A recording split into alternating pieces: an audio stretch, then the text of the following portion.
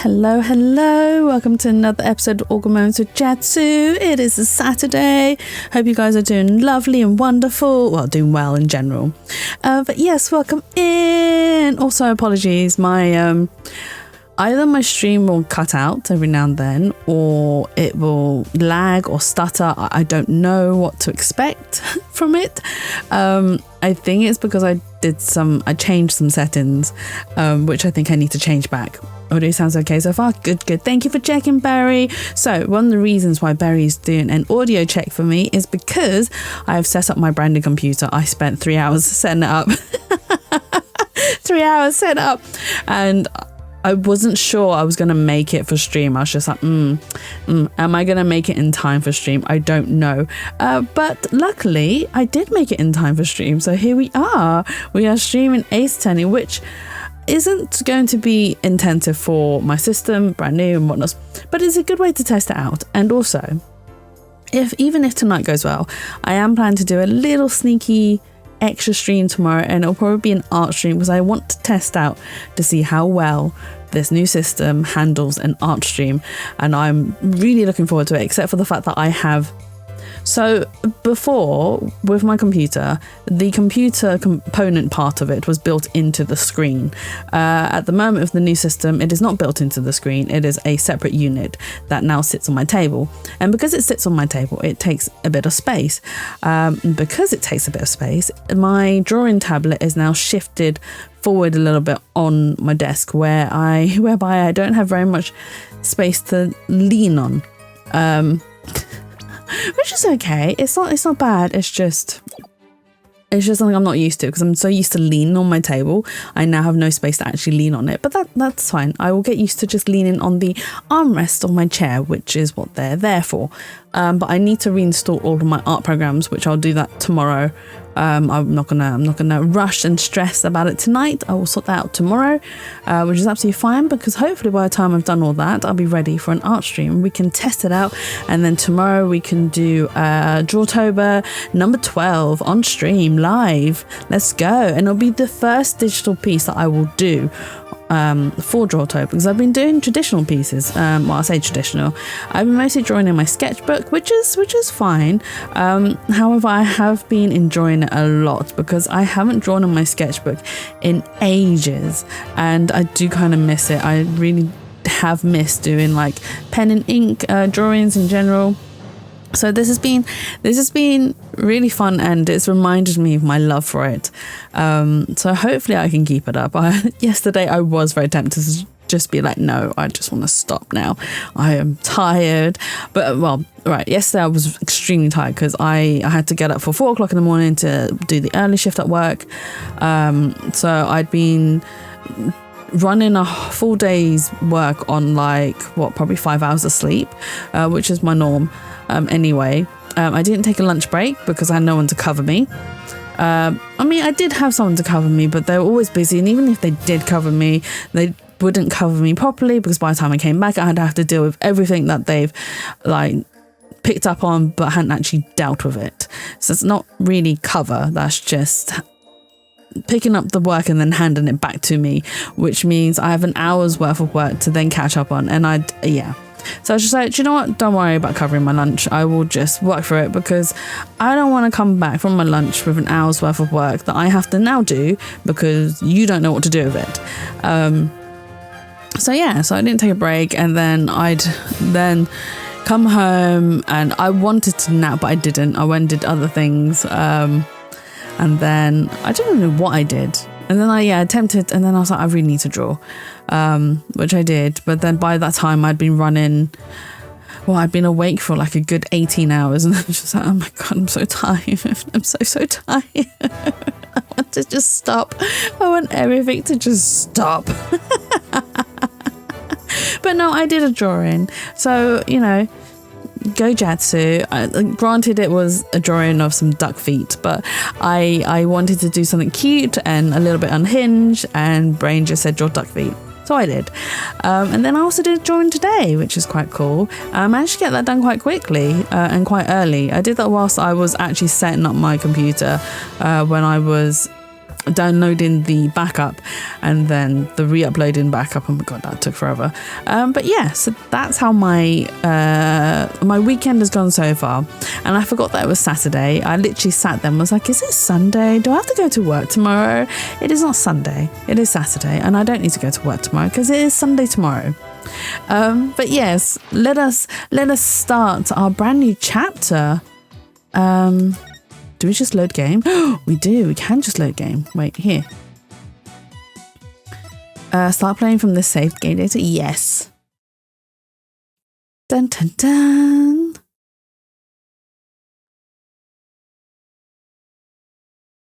Is it going to load?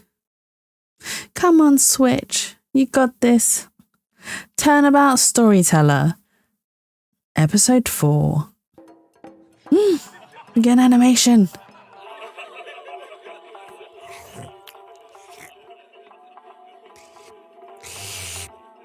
Is he pretending to eat? 4, 5, 6, 7, 8. What time is it? It's 9, 10, 11. Wait. What? Did he actually have a bowl of noodles? Shisho's dead? No. Do you think he did it? Oh no. If he did, then what do we do? Hey, pull yourself together.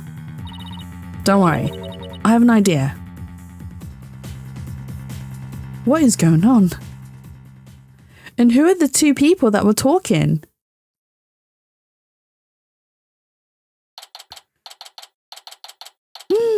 We're back in the other place. So we're with Apollo and Athena and Trucy. What the heck? Who brings a defendant to his own trial late? Plus, the request was so last minute, I didn't even have a chance to talk to my client. He's late for a very important date. My name is Athena Sykes. Armed with analytical psychology and a full arsenal of legal know-how, I'm a fully competent defender of the Right Anything Agency. Though I wish my client would show up already, the trial's about to start. It appears we made it just in time. Where have you been? The trial's about to start, Simon. Wait, we're working with Simon? We're working with Blackquill? Hello? I knew he was going to be in the chapter, but I didn't think he was working with us. I thought he'd still be a prosecutor, right? You needn't get so worked up, Athena. His boldness can wait. There's no way he'd wait for me. And besides, why would I want to start off on the wrong foot with him right out the gate? Dealing with such matters is part of being a lawyer, if I'm not mistaken. Yeah, well, covering for your lateness is not. Still but a rank amateur, I see. This is Simon Blackquill. He might not look it, but he's actually a prosecutor and a psychology specialist. Oh, he is still a prosecutor then. He didn't change. I thought he would have changed.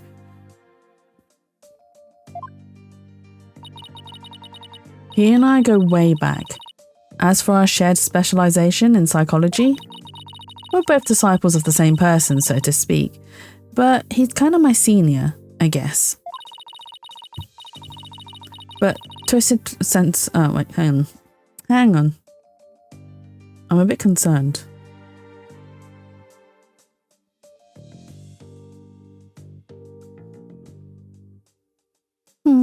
It's all fine. Okay. But twisted sense of humour or no, I wish he'd stop treating me like a child all the time. So, where are Right Dono and Justice Dono? Mr. Right is abroad and Apollo's helping Trucy with her magic show. Didn't I tell you? They're what? So neither one of them are here, leaving you to take this on alone? Yep. Yeah, gods. Call Right Dono back. It's not too late. Oh no, not too late at all. He would only need to know how to teleport. Very well. And I will settle for Justice Dono. Go grab him by the horns and drag him here. Apollo's literally in the middle of a show, Simon. You may not want to admit it, but I've got what it takes to take on this case. Just leave this to me and go watch from the gallery. As your defense derails in spectacular fashion. No, as I win the heck out of this trial. I'll be okay, promise. So wipe that look off your face already, will you? Anyway, I take it the guy behind you is... Yes, he's your... He's asleep again. Oi, Bucky, wake up. Bucky? Yeah! Ow! What'd you do that for, Simon? Oh, he's drunk. Is he drunk? Oh, he's cute. He's adorable and he's drunk. Oh my god. Is this yellow chickadee? She's your lawyer. Such as it were. I'd say she's more green than yellow, however. Lawyer? She sure doesn't look it, does she? Is she like your fellow apprentice or something? Something like that. I've known her longer than I've known you. You could say we're bound to one another. Oh, okay. Well then, guess I better call her Miss Chickadee then. Has he got soba noodles? Simon, this guy's not only rude, but he's 3 sheets to the wind at his own trial.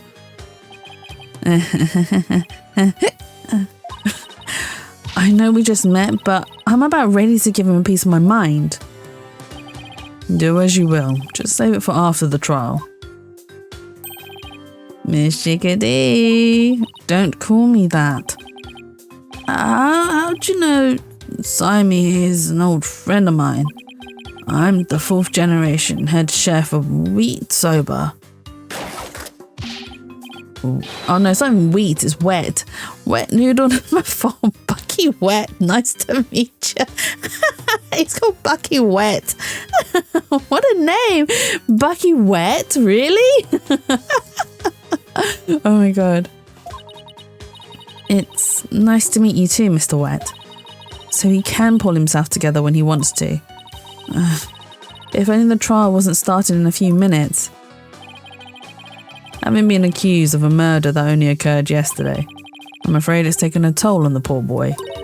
And you happened to be there at the theatre where it all happened too, right? They said they found a Rakugo storyteller murdered in his dressing room. Indeed. The victim, master storyteller Taifu Tornado, was a long-time patron of Wet Soba even. Master Tornado had been looking after Bucky ever since Wet Noodle number 3 passed away. I see, so the victim was kind of like a father to the defendant, huh? That stupid old fart, like a father? No way, he was always dishing my soba. How dare you speak ill of him? Running your mouth like that is why they suspected you of his murder in the first place. Now, pull yourself together, number 3 must be rolling in his grave. But Simon, his hair is like soba noodles. The police, none of them believes me. They wouldn't listen to me. It looks like he's still in shock from the whole ordeal. Don't worry, Mr. Wet. Everything's going to be alright.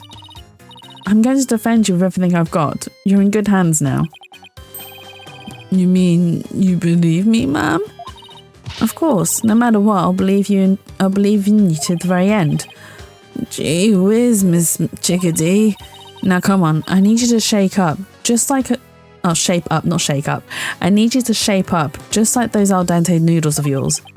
Yes, ma'am. My soba is the freshest. Oh no, is he gonna puke? No, don't puke. Oh my god. Mr. Wet. Bucky, you great big pillock. So, how exactly do you know this guy? He used to frequent Wet Soba, and still do, in fact. So I've known him since he was a kid. That's why his father and Master Tornado were always so good to me. I didn't know you liked soba so much, Simon. I wouldn't expect one such as you, who eats meat slapped between slabs of bread, to understand the delicate taste and the subtle textures imparted of buckwheat flour. Hey, that's just rude, but I digress. I'm all about flavour and subtlety and stuff. If I let Wet Sober end like this, I'll never be able to face number 3 on Master Tornado in the next life. Ah, I see. And that's why you came to me? You wanted somebody you could trust? It was never my intention to ask you. I'll show him I can handle it just fine. Well, I believe it's just about time. What? But we haven't even properly discussed the case yet. What's the matter? You look nervous, Athena. Don't tell me you're chickadeeing out. I'm just trembling from the excitement of battle, that's all. Alf Gitz, let's do this. Come on, Mr. Wet. Get up off the floor. We've got a case to win. Yeesh, Miss Chickadee. I'm gonna do my bestest. Wet soba. Wet soba. Oh. Wet soba. Wet soba. Wait, is that his ringtone? Is that his ringtone? Wet sober? Oh my god, what a ringtone. Yeah, 2 bowls of noodles? Sorry, sir. No can do. Kinda busy at the courthouse. Huh? They hung up. Okay, let's do this. He's not gonna do himself or his case any favours like this, Simon. Maybe we should let him go get some rest somewhere. Let me rest? Ha! Maybe if I were a lump of regular flour dough for udon noodles. But I'm fresh like my soba, and you don't let soba dough rest. It's all about the free freshes. Grind the buckwheat seeds fresh, cut the dough fresh, and boil the noodles for... Oh my god. Oh my god, someone get him a hangover drink or something. He's blacked out. Oh boy, I just knew something like this would happen. Simon, what are these 3 freshes of soba he was talking about? First, buckwheat seeds or grouts are ground to make buckwheat flour. Then dough made with this flour is cut with a large rectangular knife into noodles. And finally, the buckwheat noodles are boiled. Each step is done immediately, one after the other, so that the soba is fresh when eaten. Oh, so that's what he meant. I wouldn't want him to make me any soba right now though, that's for sure. Athena, there's no time for idle chatter. You need to get into the courtroom, now. Just remember, as a prosecutor, I will be unable to lend you a hand, so don't expect any help from my quarter. There you go, treating me like an incompetent again. Treating me like I'm incompetent again. For your information, I wasn't planning on asking you for help anyway. Just you wait, Simon, I'll show you. Wait, but is it the Utah that's going to come back to court?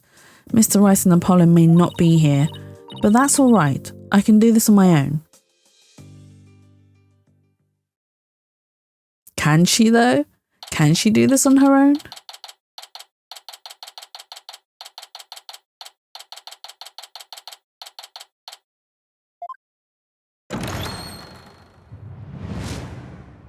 Court is now in session. All rise. Court is now in session for the trial of Bucky Wet. The defense is ready, Your Honor. The prosecution is fully prepared, Your Honor. Oh, what's this? No prayer this time, Prosecutor Samadhi. That is correct, Your Honor. To expedite these proceedings, I completed them beforehand in the lobby. How very thoughtful of you. By the way, what brings you back to this country? Chief Prosecutor Edgeworth himself called on me to handle this case. Besides, I have a debt to repay. And though my opponent is yet a callow thing, I have no qualms with sending her down to hell. If you have a score to settle, it's with Apollo, not me. But more importantly, I am not a callow thing. I'm a qualified and capable attorney. Then what is that yellow attire if not proof of your immaturity, you small spring chick? You small spring chick. Now cease your shrill chirping. Now, Prosecutor Samadi. She is still only a teenager. Please go easy on her. Great. Now even the judge is giving me the kid treatment. Very well. Shall we begin, Your Honour? Yes, I suppose we should. Now then, Prosecutor Samadi, please give us your opening statement. I'll show them what I can do. They'll be sorry they underestimated me. Certainly. Let the last rites of the victim commence. The incident is believed to have occurred at around 4 p.m. yesterday, May 12th, at a storyteller's theatre called Kurikurite. The victim was a great master of the Tornado School of Rakugo, or comedic storytelling. His name was Taifu Tornado. The scene of the murder was the theatre's dressing room. It is accessible via the staff entrance hallway and has an inner and outer sliding door.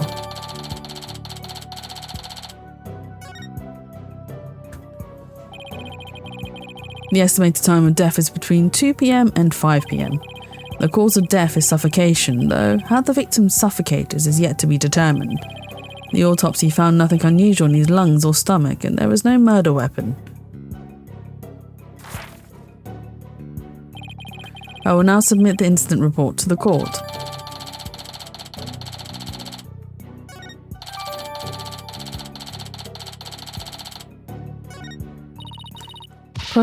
Prosecutor Samadi, how can you name Mr. Wet as the culprit? You don't know how the victim was killed or even with what.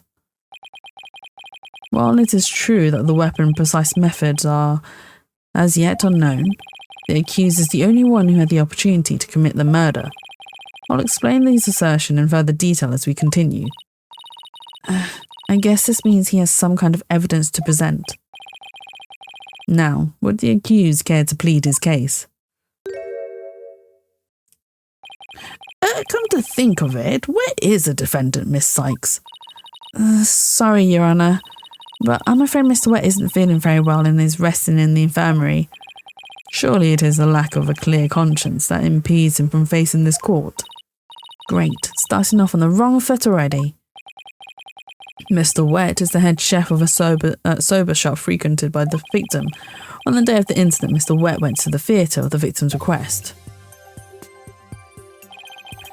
Taifu Tornado was a connoisseur of soba, as you can see in these photographs. He was apparently making soba himself in his dressing room that very day. The soba found at the scene is likely the soba he himself made there. Liking soba is one thing, but making it in a theatre dressing room is a bit much, no? Master Tornado surely had a passion for soba, didn't he? For a man like that to be murdered by a soba chef is simply unthinkable. And yet the accused had ample motive. For in the victim's safe, we discovered the deed to the accused's shop. Mr. Wet was to inherit Wet Soba when he lost his father recently. However, it's believed the victim stole the shop's deed during the transfer process. The prosecution believes the accused killed the victim in order to get the deed back. Oh, that is very incriminating evidence. A murder of the deed of a shop, that does sound like a plausible motive. So that's what this case is about. I wish Simon had filled me in a little better.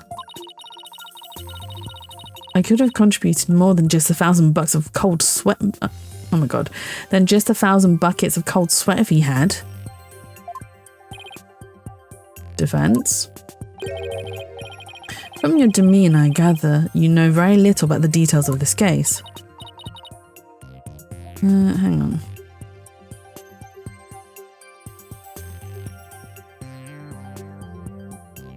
Well, you see, you are dishonouring the soul of the victim by appearing in the courtroom unprepared.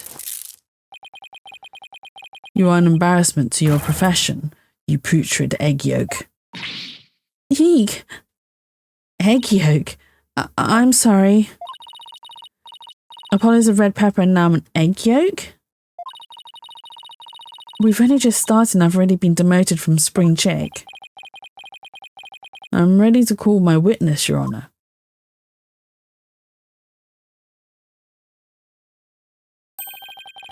Let us listen to the words of one who was present when the crime was discovered. Someone who was there when the victim's body was found. Very well. Witness, please take the stand.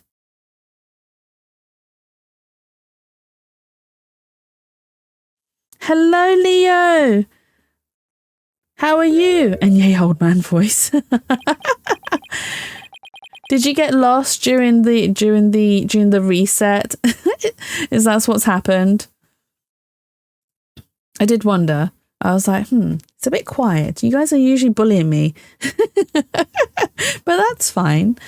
But yes, it is Simon. We have started this case. You claimed third here and then your net crashed. Oh my God, I'm so sorry that your internet crashed. Told you he'd be here. Yeah, you did. You did tell me, indeed. And I do believe you. He is here. I am looking forward to it. So I am planning the fan art, but it'll have to be tomorrow that I do it. And maybe I'll draw it on stream. I don't know. I'll see. Witness, please state your name and occupation. Wait! You get to hear what news to cause him. Oh, oh no. Oh no, is it bad? Is it bad? Also, I completely forgot to thank everyone for all the first hearing. So, I'm gonna pause for 2 seconds. So thank you, Barry, for the 2 first hair redeems. Thank you, Emily, for the second hair redeem. I also know she went into luck, which is fine. And Leo, you claimed third twice, right? Thank you for the third hair redeem. And Pyro, thank you for the second hair redeem again. It's cute, and yes. Twice on the third. Oh no, you're dipping back into becoming the third, which is fine. But yes, thank you so much, and I hope you guys enjoy your takeaway snacks. Let's go. I completely forgot to do that because of the whole internet and my stream not functioning very well, and I was just like, oh my God, this ain't working. You have a Biscoff muffin, so frankly I won at live. You have one at live. Biscoff muffin. I've heard like Biscoff donuts and stuff. Does it have like I don't know, the Biscoff paste in it, or is it just the Biscoff baked into the muffin? Simon Blackwell, prosecutor. Prosecutor Blackwell? You didn't tell me you were going to take the stand. There simply wasn't time. Biscoff on top and Biscoff in the middle. Ooh, that sounds nice.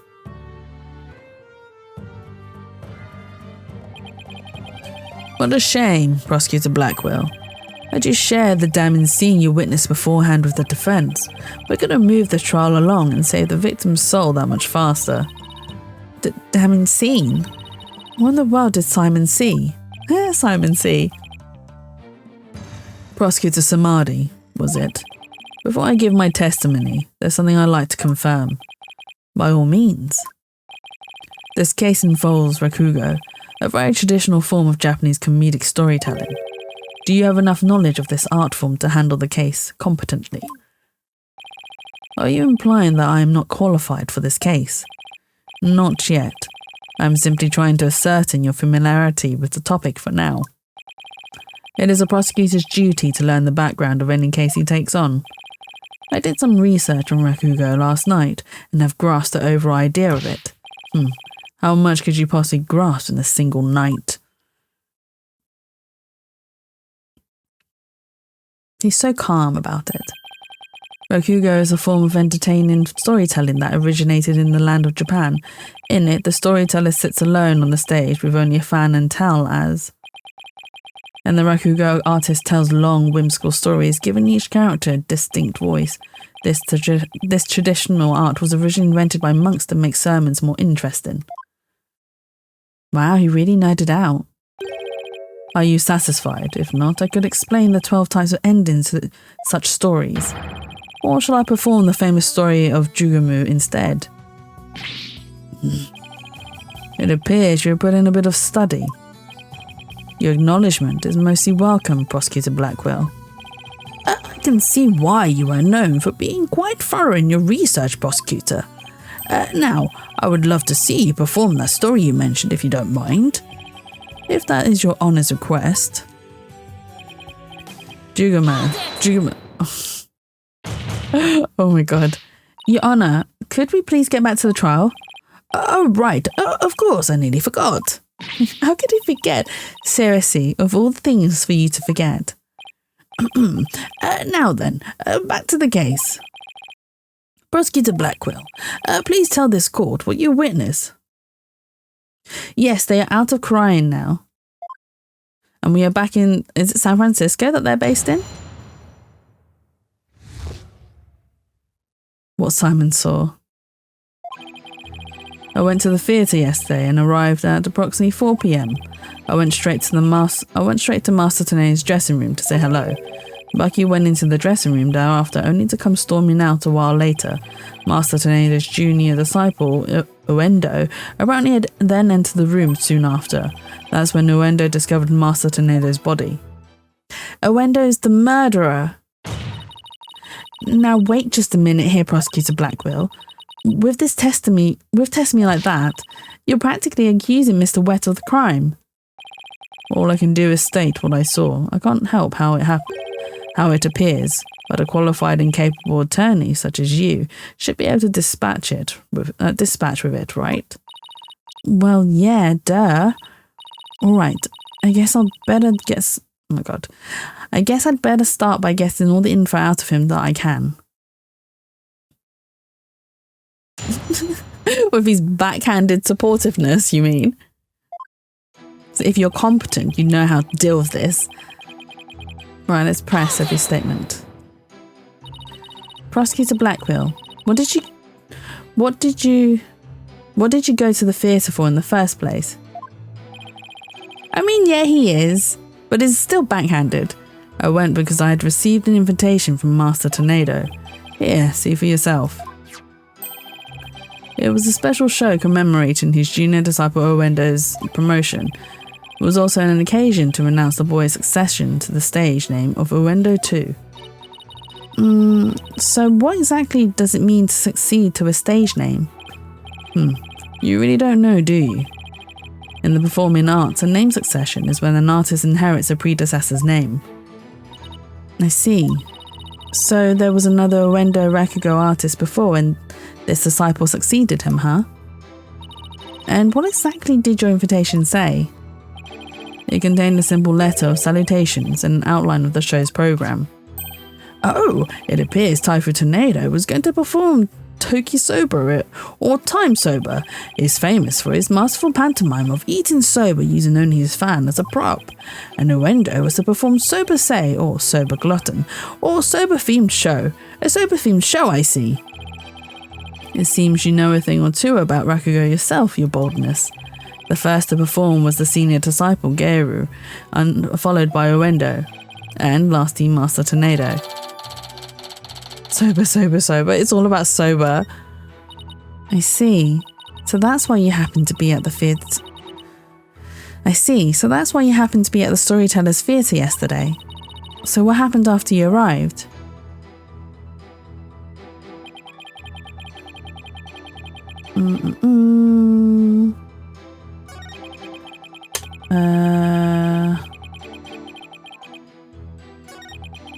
Thank you, Barry. That's Pressy. And how did Master Tenedo appear when you had said hello to him?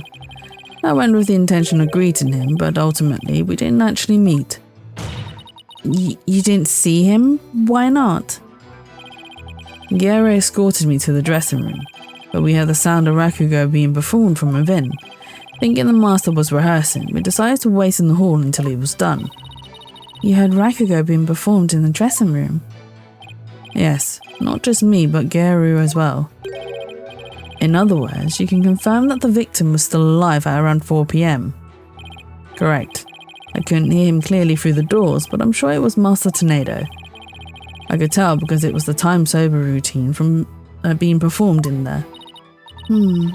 So that means the victim was killed sometime thereafter. Do we have an autopsy report? Hold it! Please tell us in detail how Mr. Wett appeared at the time. Geru and I were waiting in the hallway for Master Tenedo to finish practicing, when Bucky appeared and entered the dressing room with his things. What happened after that? We heard what sounded like Bucky shouting inside the room. About 10 minutes later, Bucky came back out of the dressing room looking rather irate. This is most likely when the murder was committed. The victim was an elderly man. It would have been entirely possible to kill him within the span of 10 minutes. I better come up with some kind of counter-argument and fast.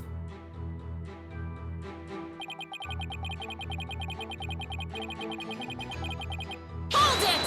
But, what do you mean by apparently? Didn't you see him go in? No, I couldn't.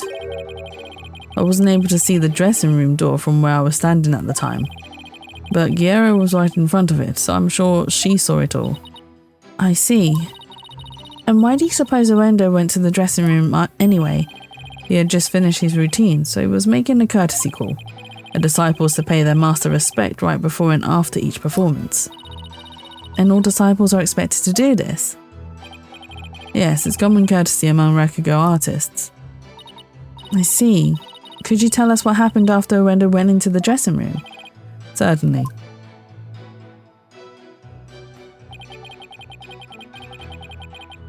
Hold it! And how did Owendo act at the time? After Owendo had been in the dressing room for 2 or 3 minutes, we heard a scream from inside the room and Owendo came flying out. Did you hear any signs of a struggle at that time? No, just Owendo's woeful scream. I see.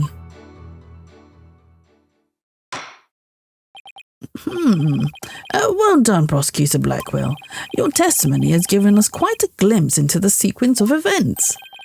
Thank you, Prosecutor Blackwell. And now, please allow me to summarize your testimony.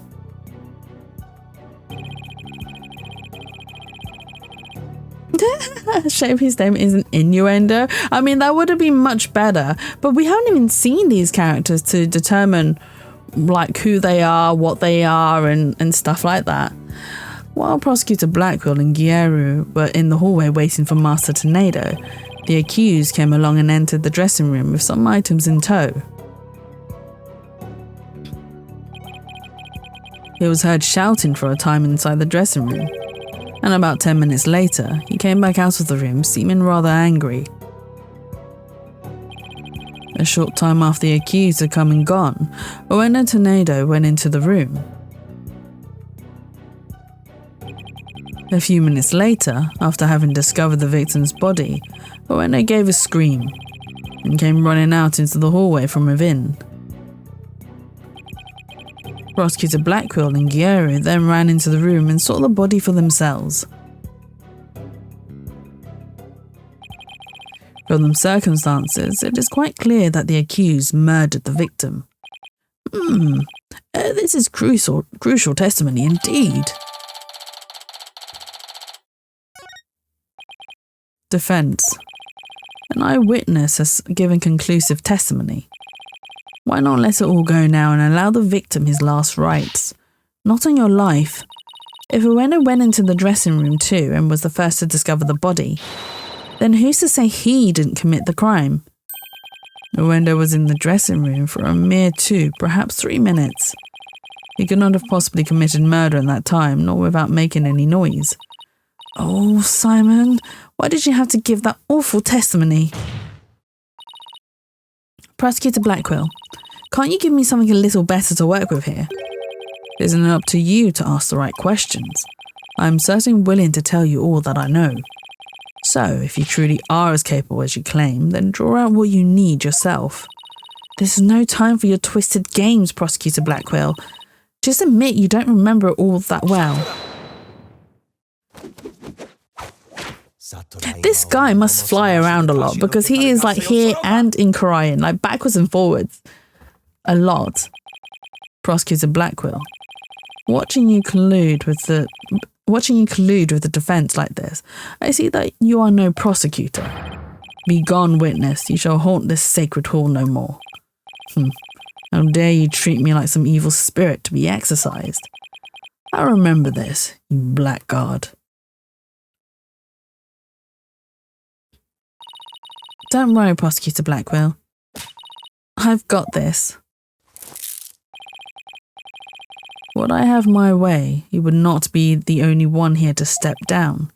You, half-boiled putrid egg yolk. Oh, you half-boiled putrid egg yolk. Ew, I object the notion that I am gooey, smelly mess. Prosecutor Blackwell's testimony was like the lowly opening act of a Rakugo show. He may hold the title of prosecutor, but this time he stood on the side of the defence.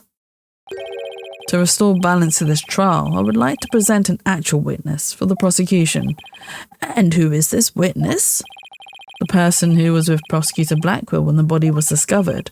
She is another entertainer of the Tornado School, Miss Guerrero Tornado.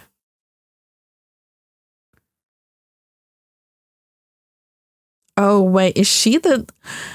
Yes, she is.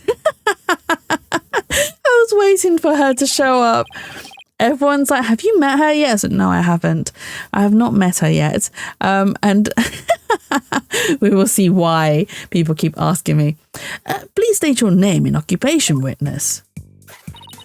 Clown Mama. Hello, everyone. I'm here to represent the Tornado School with a twisty twist. And balloon. There you have it. A stunning balloon hat. It's me, the balloon artist you all know and love, Guerrero Tornado. Just call me Guerrero, sweetie. 1, 2, balloon. That's the... It's that animation is why people keep asking me about her. What a way to capture your audience's attention. I dare say I can't take my eyes off those balloons. Which balloons are you looking at, Judge? Please tell me you're talking about the hat, Your Honour. Oh, Mr. Judgy, I'm so glad you liked my performance. Would you consider joining my fan club, pretty please? Judge Sus. Oh, absolutely. She's got him eating out of the palm of her hands. And please save your fanboying for after the trial, Your Honour. Anyway, Gyaru, I can't help but notice you seem awfully cheerful for having lost your master. Of course I'm sad, but Shisho would scold me if I didn't put on a big smile. Never show sadness. Smile, smile, smile with a twist, twist, twist. Oh, twisty, twist, twist. And balloon. There you have it. One gorgeous cake. I see. I guess an entertainer's got to do what an entertainer's got to do. A balloon art's worse than the... Oh my god, what? A Rorschach test? Or Rorschach? I can't pronounce that word. A Rorschach test? All I saw was a severed monster head. Rorschach, thank you, Leo. Gary, you're obviously a balloon artist, so how did you come to be a member of the Rakugo school? Well, my father, my late father, that is, was a Rakugo artist, you see, so I joined the Tornado School to be just like my daddy someday. I see. My father and I owe so much to Shisho, our master, but that Bucky Wet, oh, how could he? I want to see him pay for what he's done as quickly as possible. Your distress is entirely understandable, and my condolences for your loss. And not only that, but he... You have more to say about Mr. Wet? Every time he comes to deliver soba to us, he yells at me. He always tells me to get away. Is there any reason why he would say such a thing to you? He says the smell of my perfume will get into his soba and ruin it. Like, how can he say that? This is a great scent. How very rude of him. I don't blame you for being upset. Excuse me, Your Honour, but please don't let Gary's balloons bias your judgment. Mr. Wet hasn't been proven guilty yet, remember? It'll be interesting to see how long that fire of yours will last, defence. He's a booby man. The judge is clearly a booby man. Now then, Gyaru, please share the truth with this court. Yes, Gyaru, your testimony, please.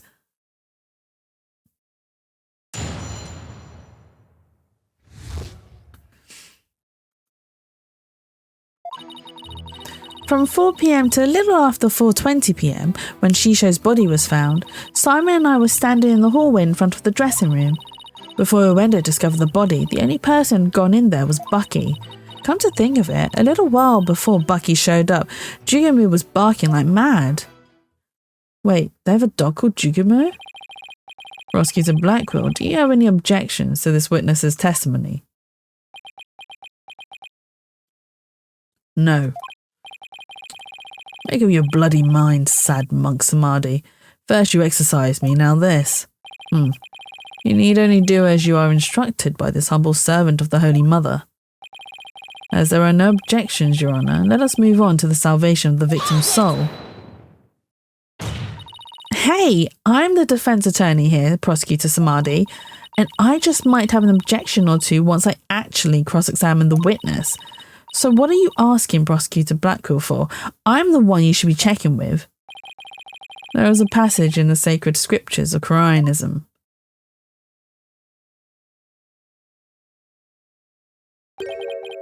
To stir the wind is beyond the power of a spring chick. In other words, the inexperienced are useless. With that in mind, it seemed more judicious to consult Prosecutor Blackwell. He doesn't even see you as an adversary, Sykes Dono. Well, I won't let either one of you insult me. I'll show you I'm no inexperienced spring chick. Your Honour, I'm ready to cross-examine the witness.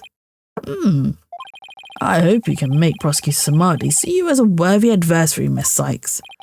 I'll allow your cross-examination, so you'd better strike while the iron is hot. And surely she will.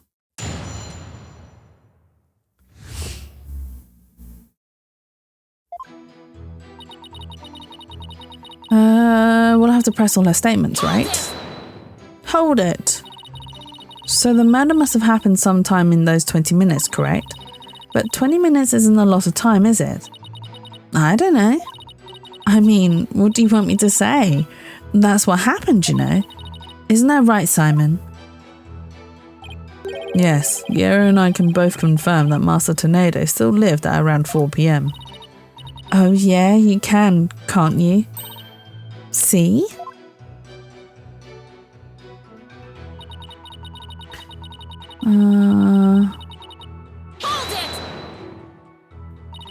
The fact that the two of you were there in front of the dressing room means you were able to see everyone who went in and out, right? Of course. Or are you insinuating that I was daydreaming or sleeping while standing up or something? No, of course not. I saw everything, I tell you. Fine, so you say anyway, but did you really?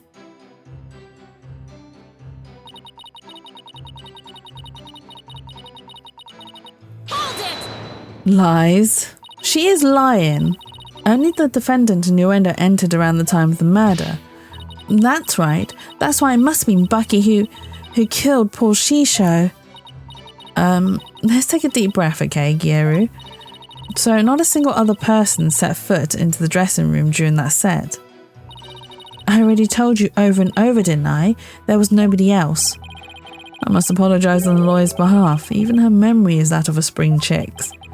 Please overlook her transgression as best you can. Oh, I see. Poor thing. Hang in there, sweetie. Hey, who are you calling a bird brain, buddy?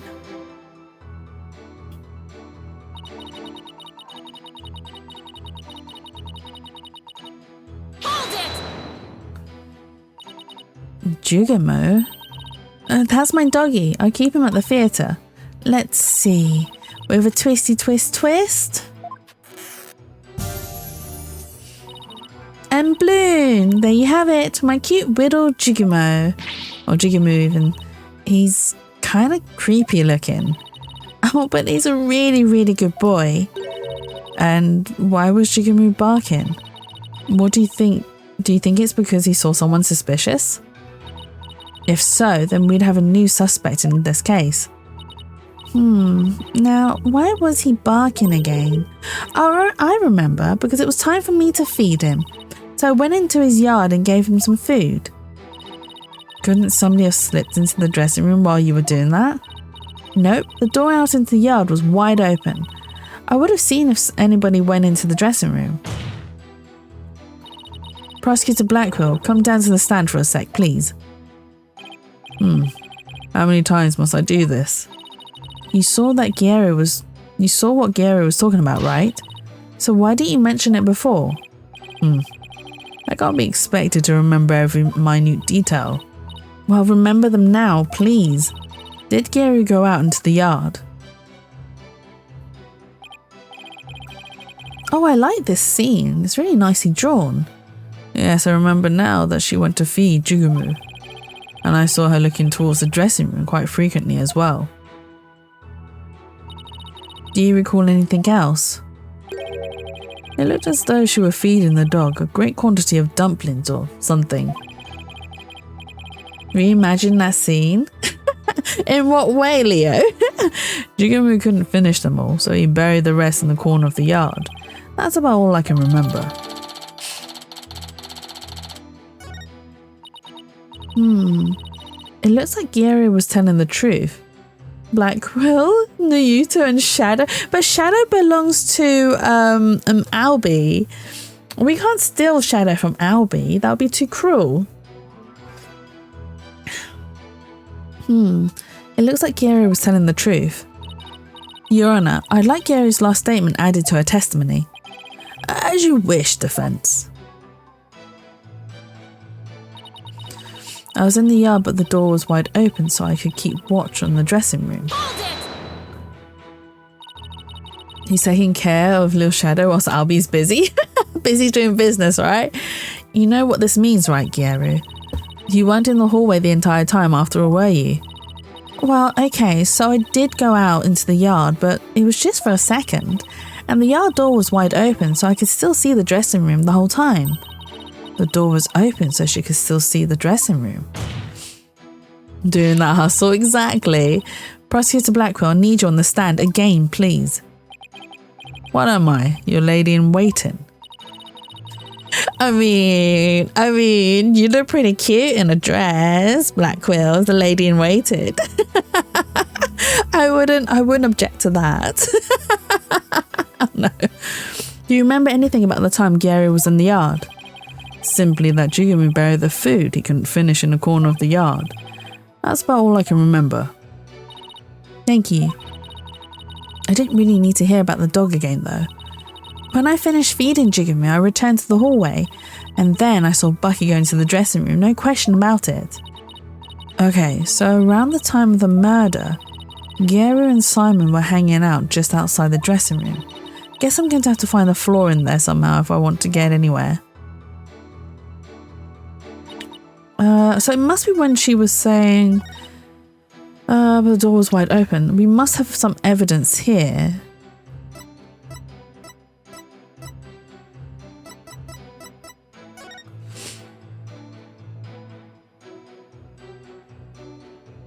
Oh, it doesn't matter if the door was wide open or not. She wouldn't have been able to see the dressing room.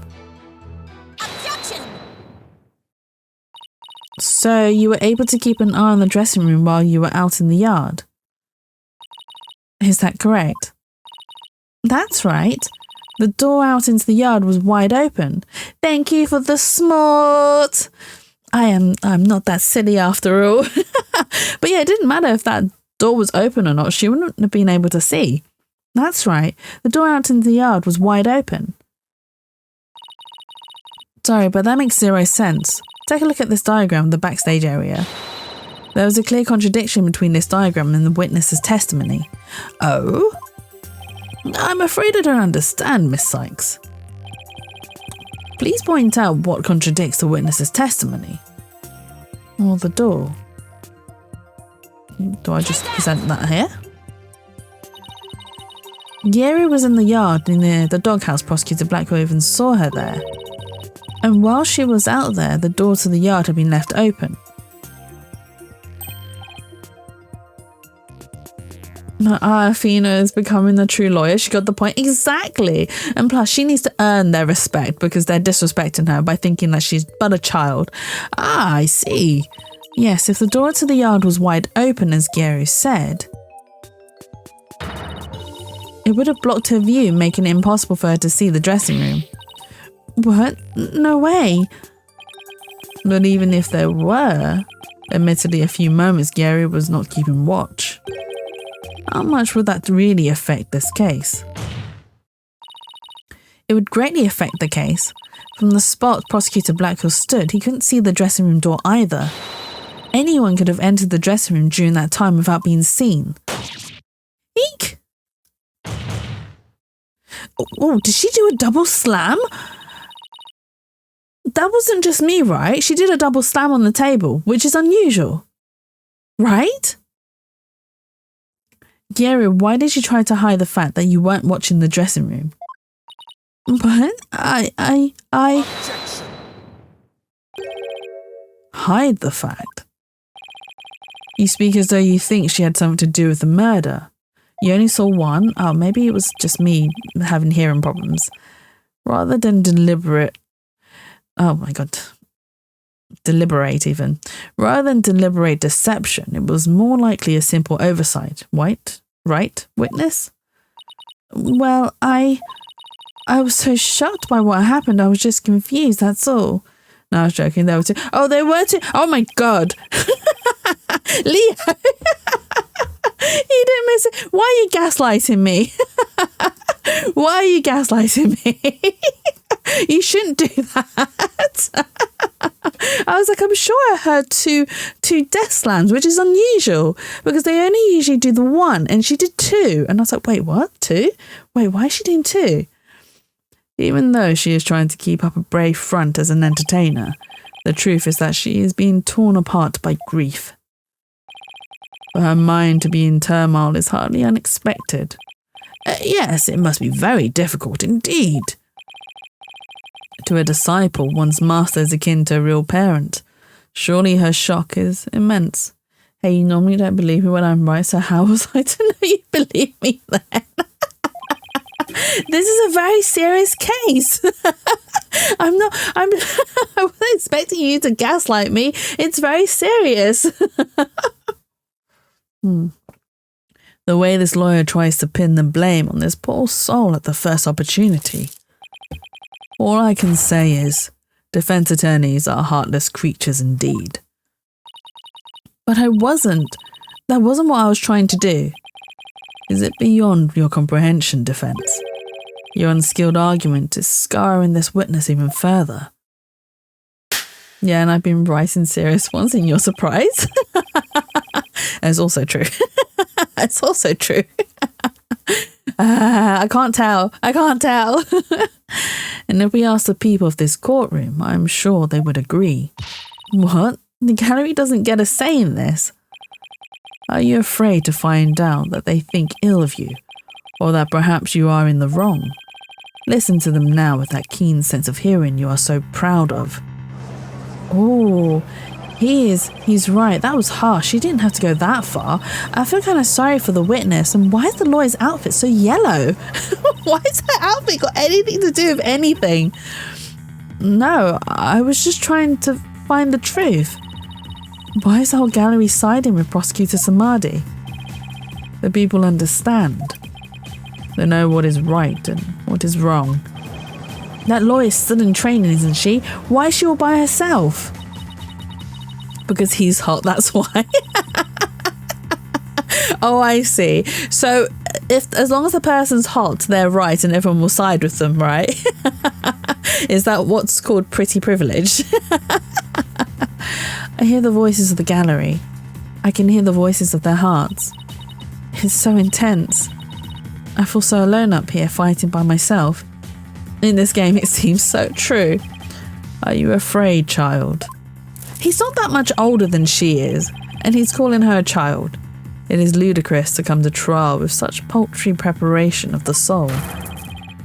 I command you to leave this courtroom at once. But I can't give up. I have to keep pressing on. As long as there was a moment when nobody was watching the dressing room door, the defendant can't be convicted solely on Prosecutor Blackwell and Gieru's testimonies. Slam. Even now, you would continue to resist. You are childish in defeat as well, I see. I'm not out of the count yet, Buster. I'm just getting started. Despite your posturing, is it not true that your resolve could crumble at any moment?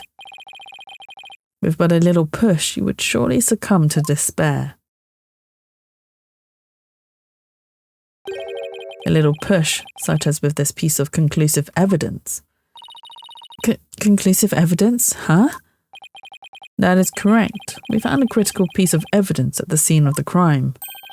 The victim's dying message, which clearly implicates the accused, Bucky Wet. Please don't tell me it is like some handwritten thing in the flower, because this is something they use repeatedly.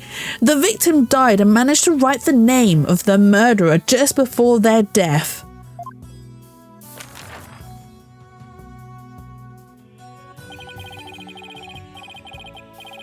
Look at these Japanese playing cards known as karata, lined up on the table.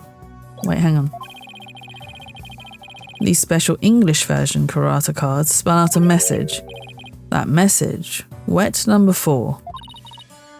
Wet number 4? You mean wet noodle number 4? Yes, wet noodle number 4, as the 4th head chef of the wet soba is also known. This message points to none other than the accused, Bucky Wet. No! That makes perfect sense, doesn't it? Wow, great job, Mr. Prosecutor.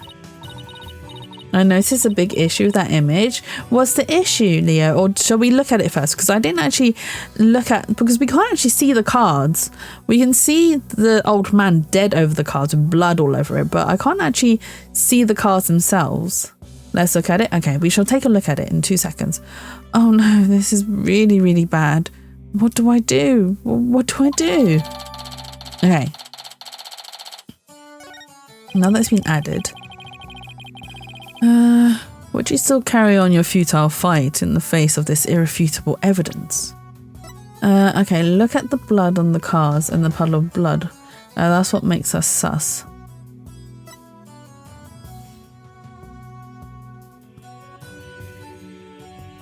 Can I zoom in? Look at the blood on the cards and the puddle of blood. That's what makes it sus. I mean, the way that the blood has gone into... They've been rearranged. The cards have been rearranged. You can tell that they have been.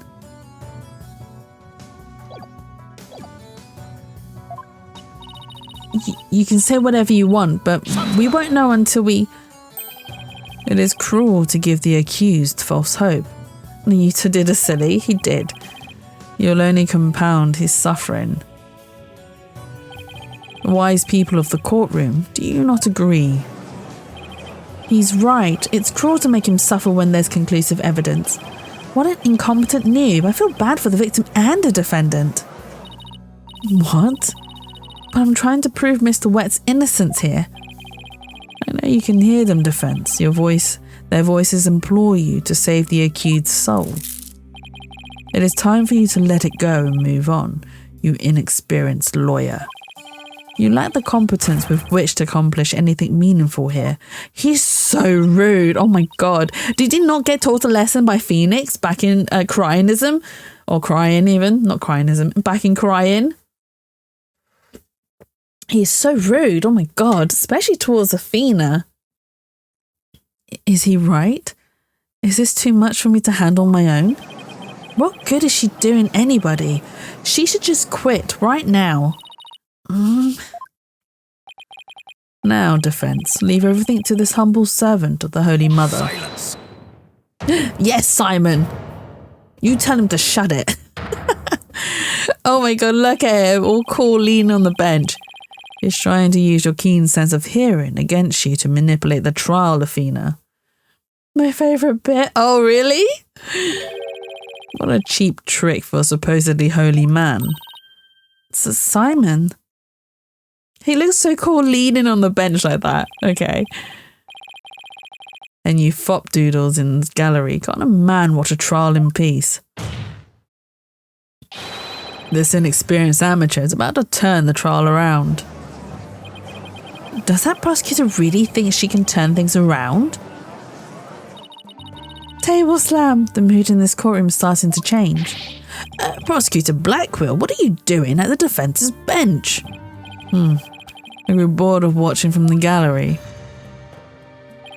Besides, if I were to leave this trial to this spring chick and lose my favourite sober shop in the process, I'll be quite cross. He's doing what he wants, exactly. You voluntarily stand on the side of impurity and sin. Truly what a fool you are. To think you were so easily manipulated by his parlour tricks. Whatever happened to qualified and capable Athena? I just let my guard down a little bit, but it won't happen again. Then gird up your loins and steel yourself a battle. I'm not girding up anything in this skirt. Wait, did he say grid or gird? Gird up your, not grid up. I was like, grid up your loins? What? Why are we gridding the loins? We're not gridding the loins. We're girding the loins. I'm not girding up anything in this skirt, but I am ready to get serious. It seems there is now yet another soul I must cast down into hell. I was in prison for a long time, and hell sounds no worse than cell, to be honest. But the fires of hell will not be the end of your suffering. For the sin you have just committed, you shall surely be reborn as a panda in your next life. Oh, but Simon, make a very cute panda, and it's not such a bad thing being reborn as a panda, honestly. A white and black reverse panda, that is. I wonder if there is a reverse panda. Because, alright, okay, we're talking about science now. With genetic anomalies and whatnot, surely there must be a reverse panda out there. That's what he calls it, reverse panda. Is that what you were looking forward to? It's a reverse panda. I'm sure there must be like real reverse pandas that exist out there due to like genetic anomalies and whatnots. But that's not that bad, a reverse panda. I mean, Simon looked quite good in white hair. Oh, can we do a reverse Simon? He shall be put in a zoo to be exposed to public ridicule. A threat like that won't work on Prosecutor Blackwell. After all, he's already used to looking like a panda in this life. Who are you calling a panda? So sorry. I see that you're both prepared to face the fires of damnation. Blackwell just doesn't give a S. Yes. Garu, thank you for your service. You may step down now. Okie dokie. Bye bye, balloon. Does everything have to be about balloons of her? Now then. I have a witness prepared to testify about the karate cards. And who is the witness this time? The first to discover the body and someone who witnessed the crime scene firsthand. Mr. Owendo Tornado. The time has come for that ponytailed pair over there to finally let it all go and move on. I forgot. He's right. They both do have ponytails. Very well. Let's bring in this witness then. This feels like it's going to be a very short case though, because we've already bought in. He's innuendo. Witness, please state your name and occupation. Oh, he's quite pretty. I am the Rakugo storyteller, Owendo Tornado. Even if my performance isn't worth watching, I will certainly watch my words. I couldn't. Is he standing on a lot of boxes? I couldn't tell what they were. I wouldn't want to say anything thoughtless and get arrested. After all, that'd be Araku no. Oh my god. Thank you, everybody. Good night. Where you going, mate? Where you going? You can't leave yet. You've only just introduced yourself. Oh, my. Are you a fan of mine, miss? Would you like my autograph? One moment. No, we need a testimony. Oh. How? What do you think you're doing? No need to stand on ceremony. My fan deserves a fan, after all. A fan for a fan, nice one. Oh my god, he's the only one laughing. It's so sad. Oh, why if it isn't Simon? How are you on this fine day, sir? Quite a dilly of a pickle we found ourselves in, wouldn't you say? I don't believe I've ever seen you talk quite so much, Owendo. Never performed in a place like this, you know. I got butterflies here, can't you see?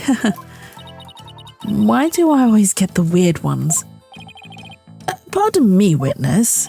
As much as I enjoy your banter, I believe we had better return to the case at hand. I suppose you're right. In that case,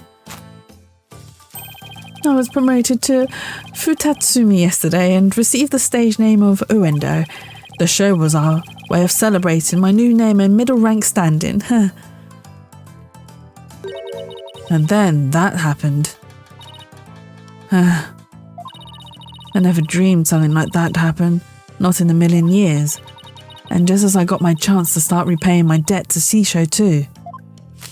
Now he looks sassy. He had makeup on there. Where's it gone? Yeah, plus I'm worried about Gyaru. Like he'd sewed a sandwich between the Yuta. Hey. Leo, are you fantasizing about things in your little corner there? Are you... Oh my god. I'm dying. Are you fantasizing about a sandwich of Simon and Nayuta and Owendo? Oh my god. The Owendo fill-in. Oh my god, no. Am I wrong? I mean... I don't know. I mean, he is very pretty, but knowing he's the murderer. We know that he is. I don't wanna put my hopes on him only for him to be a butthole. The way she clung to Seisho, poor thing. I told her to keep a stiff upper lip. Stiff like rigor mortis. Keep telling those lame jokes and Seisho will come scold you from the grave. I wouldn't mind getting yelled at, you know, if it meant seeing him again. Owendo, please, as charming as your various characters are, this isn't a Rakugo show. Let us hear your testimony now, witness. Tell the court about the evidence left at the scene, the proof of the accused's guilt. It'll be sober flower, right?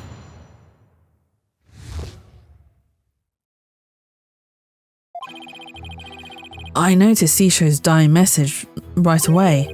The stiff cards were right there next to the stiff, you'd see. Hey now, enough of the silly puns already. Anyway, I got the meaning right away. I knew it must have been talking about Bucky. That was the Master's final message, left as he was drowning in soba broth. It's all like Seisho not to write. Oh, it's so like Seisho not to write Bucky's name outright. Plain and simple wasn't his style. That was certainly a more entertaining testimony than usual. The variety of characters performed by the witness was absolutely splendid. But he shouldn't be performing any characters in the first place, Your Honour. And, Owendo, the murder weapon hasn't been determined yet. So how can you say that the victim was drowned in soba broth? It's obvious. All you have to do is look at the crime scene. He was found with his face shoved in a bowl. It's only natural to assume he was drowned in the broth of the noodles. Except we're not here to assume things, Owendo, so please stick to just the facts. My. It's so like a sober chef to kill someone this way, wouldn't you say? And with the karate message she left behind, it's clear Bucky wet did it. Setting aside the issue of the murder weapon for now, that dying message certainly does seem to be irrefutable evidence. Indeed, it proves the absolute guilt of the accused. Even I've got to admit I can't see how that message could mean anything else. Bucky used sober for the deed, or to get back to the sober shop deed. Is everyone on the prosecution's side effing blind? Quite clearly. This testimony makes Mr. Wet look super guilty. I have to do something. That's his conclusive evidence. What a farce. What do you mean, Simon? What's this? I thought you said you weren't planning on asking me for help. I did, and I won't, thank you very much. Simon must have found an inconsistency in the testimony. I better listen carefully and try to see what he found.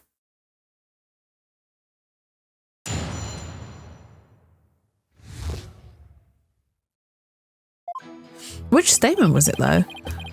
Dying message right away. Uendo, when you saw the cards on the table, what made you think they were Master Tornado's dying message? Well, it was coded message right there next to the body. I'm sure anybody would have thought that they were there to name his killer. I love murder mysteries and often watch them on TV. Oh, I see. I saw a similar scene during a murder mystery marathon last Tuesday. That's what made me think. This must be a dying message.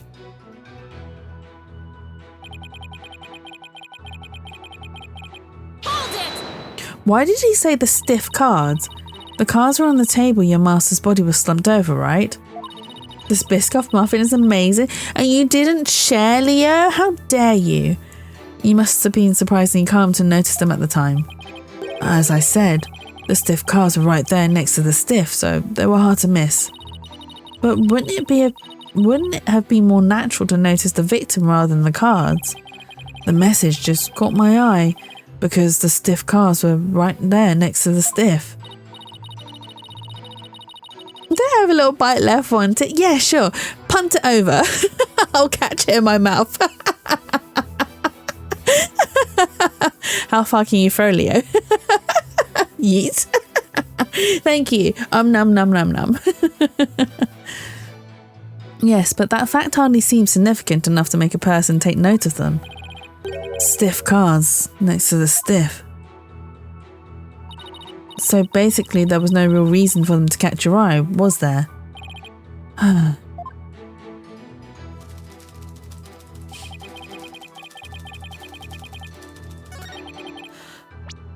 Surely it can't be.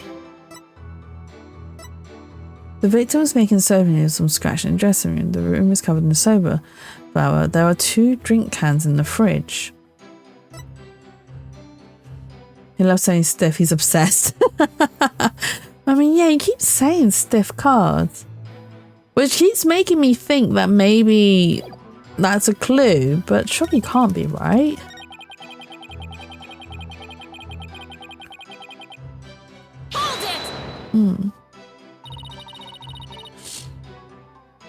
They wouldn't be stiff if they were bloody, right? That is true. The cards do spell out wet number 4. Which could be interpreted as wet noodle number 4, I guess. I suppose she took this to mean Bucky Wet. There's only one wet noodle around here, and you've seen that giant 4 on his back. It's the only interpretation that makes sense. Yeah, I guess so. But wait a minute. What is it? What if there's another wet noodle in the area? Oh, Athena.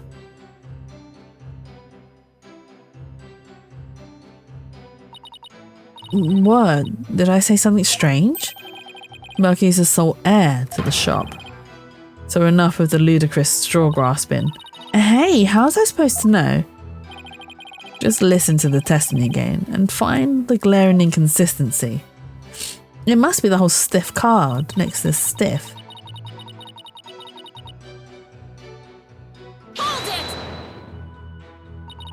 So the victim lined up those cards in his final moments.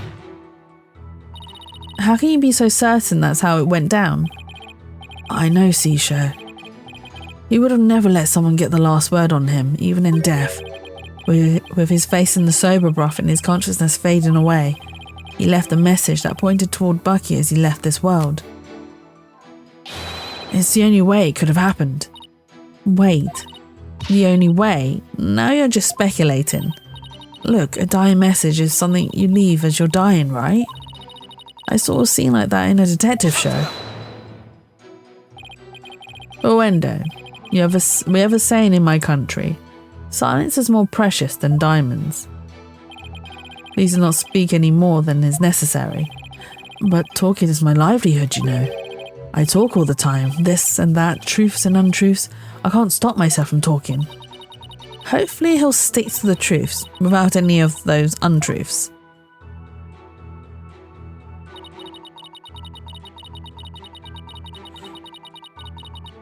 Okay.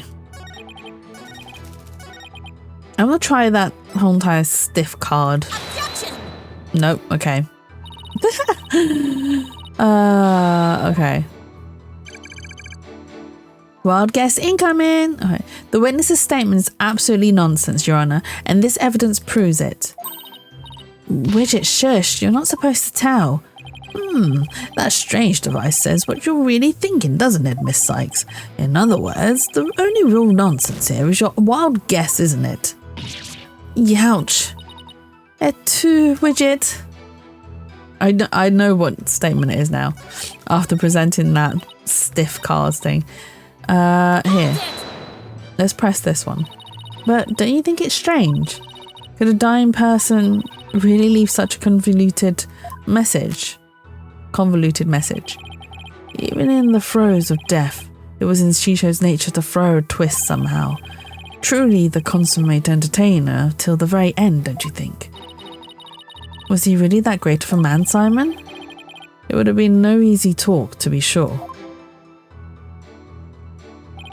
But who knows? He wasn't an entertainer for 55 years for nothing. If I ever bite the big one like that, I want to leave a message as good as Shisho's. Well, let's hope it never comes to that.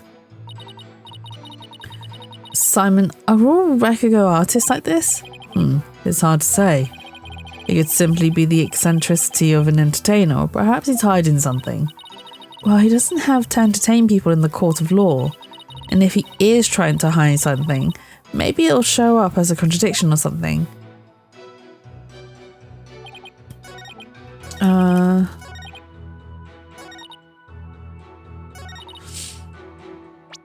But the thing, his master is plain and simple, right? The invitation Simon received from Master Odo's show.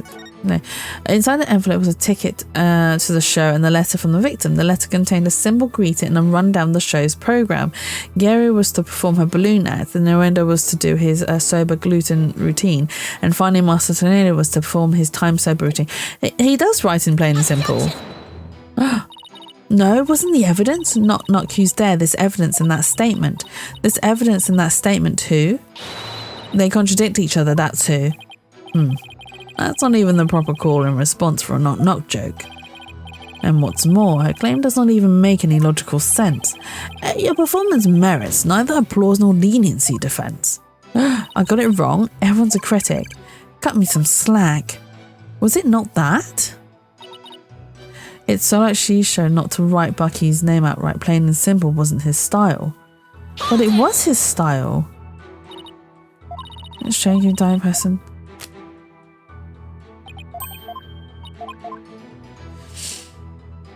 Oh, okay, so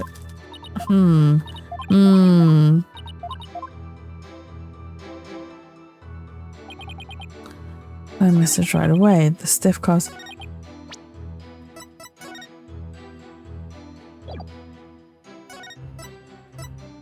Victim was making soba noodles from scratch, and the dressing room in the room was covered in soba flour.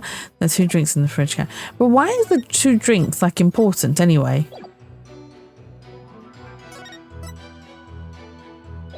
Okay. Suffocation, nothing was found in his lungs. Oh wait, hang on. Nothing was found in his lungs? Hey, no silly puns in Bucky. Drowning in so. Apparently, phone call is the ship name for the Uendo and Simon. wait, they have that? It's people ship them. Objection! There was something found in his lungs. There's a contradiction in Uendo's testimony. Would you care to explain where, Miss Sykes?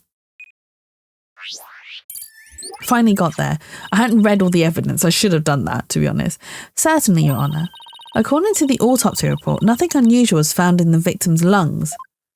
Innuendo. She said it. Oh no. Yes, it does say that, doesn't it? Innuendos. If he had drowned in a bowl of soba, then there should have been soba broth in his lungs. But since there wasn't any, it means the victim was suffocated with something other than soba broth. He's poo. He actually wrote this in his script. He actually went poo. Oh my god. Oh my god. Oh, what? This is the contradiction you notice, isn't it, Simon? Not bad at all. I guess I showed you. But if drowning in the soba broth wasn't the cause of death, then when was the victim's face thrust into that bowl? Taifutino's face was thrust into the bowl after his murder. Because no soba broth was discovered in the victim's lungs, his head must have been placed into the bowl after he was killed. And that's when the soba broth must have been spilled onto the karate cards. In other words, the victim could not have lined the cards up as he was drowning. I see. So it was done after he was already dead. But why would the culprit do such a thing? I'm afraid I don't know yet. And the music was going so well. Like, the music was like getting us all hyped, and it was all like, yes, we've got this, we're on a roll. And then the youth was like, hold up, not so fast. You boast of psychological expertise, yet you cannot determine such a simple motive. My sides are liable to split at the absurdity. What? And I suppose you know why. Of course. Desecrating the body in that manner indicates a strong sense of enmity on the part of the perpetrator. Yes, that does make sense. It certainly paints a clear picture of the culprit's intense feeling towards the victim. Feelings of resentment over the theft of the soba shop's deed, no doubt. Just great. Now the judge has an even more unfavourable impression of Bucky. Silence. Must she come undone at every juncture? If the culprit had time enough to set up Master Tonedo's body, do you think they would have honestly failed to notice the dying message? Good point. The cards were right in front of his body after all. Rationally speaking, there's no way the culprit could have missed that, huh? But was the accused rational at the time, given the way he stormed out of that room? Silence. Never mind that. I have something more important to ask Uendo. Me? You saw the karate cards firsthand, did you not? Would you care to tell us about them in a bit more detail? Those tiny crime scene photos shows us precious little of what I wish to know. Well, those cards are from the Shisho Special Soba Scenes of Tokyo Past set. Each card is related in some way to soba. Spare me the history lesson. Just tell me how the cards looked at the scene and no more. Well, there was soba broth spilled all over them. That's not much help, I'm afraid. Prosecutor Samadi, do you have a photo that shows the cards more clearly? I do. Please accept this meagre offering, Your Honour.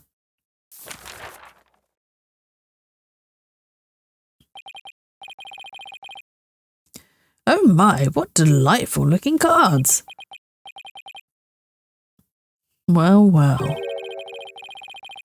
Tearing prosecutor Sad Monk's conclusive evidence apart should be a breeze with this. Huh? Don't tell me you haven't noticed. Don't be silly, of course I have. Not noticed anything, but I can't exactly say that now, can I?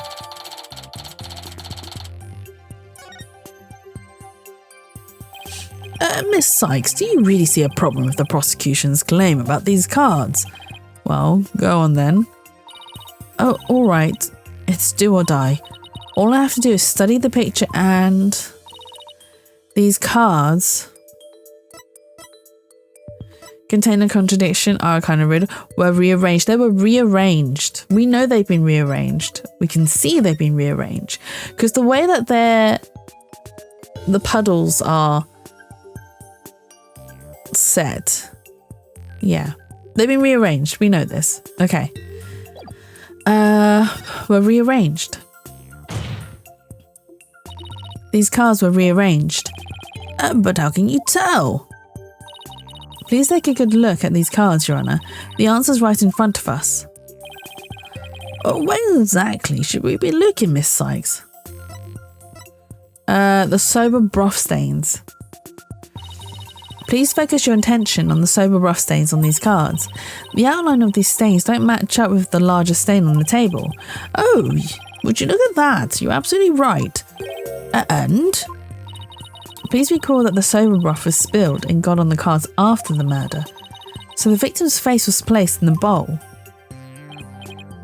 Wait, hang on, what? After the murder when the victim's face was placed in the bowl.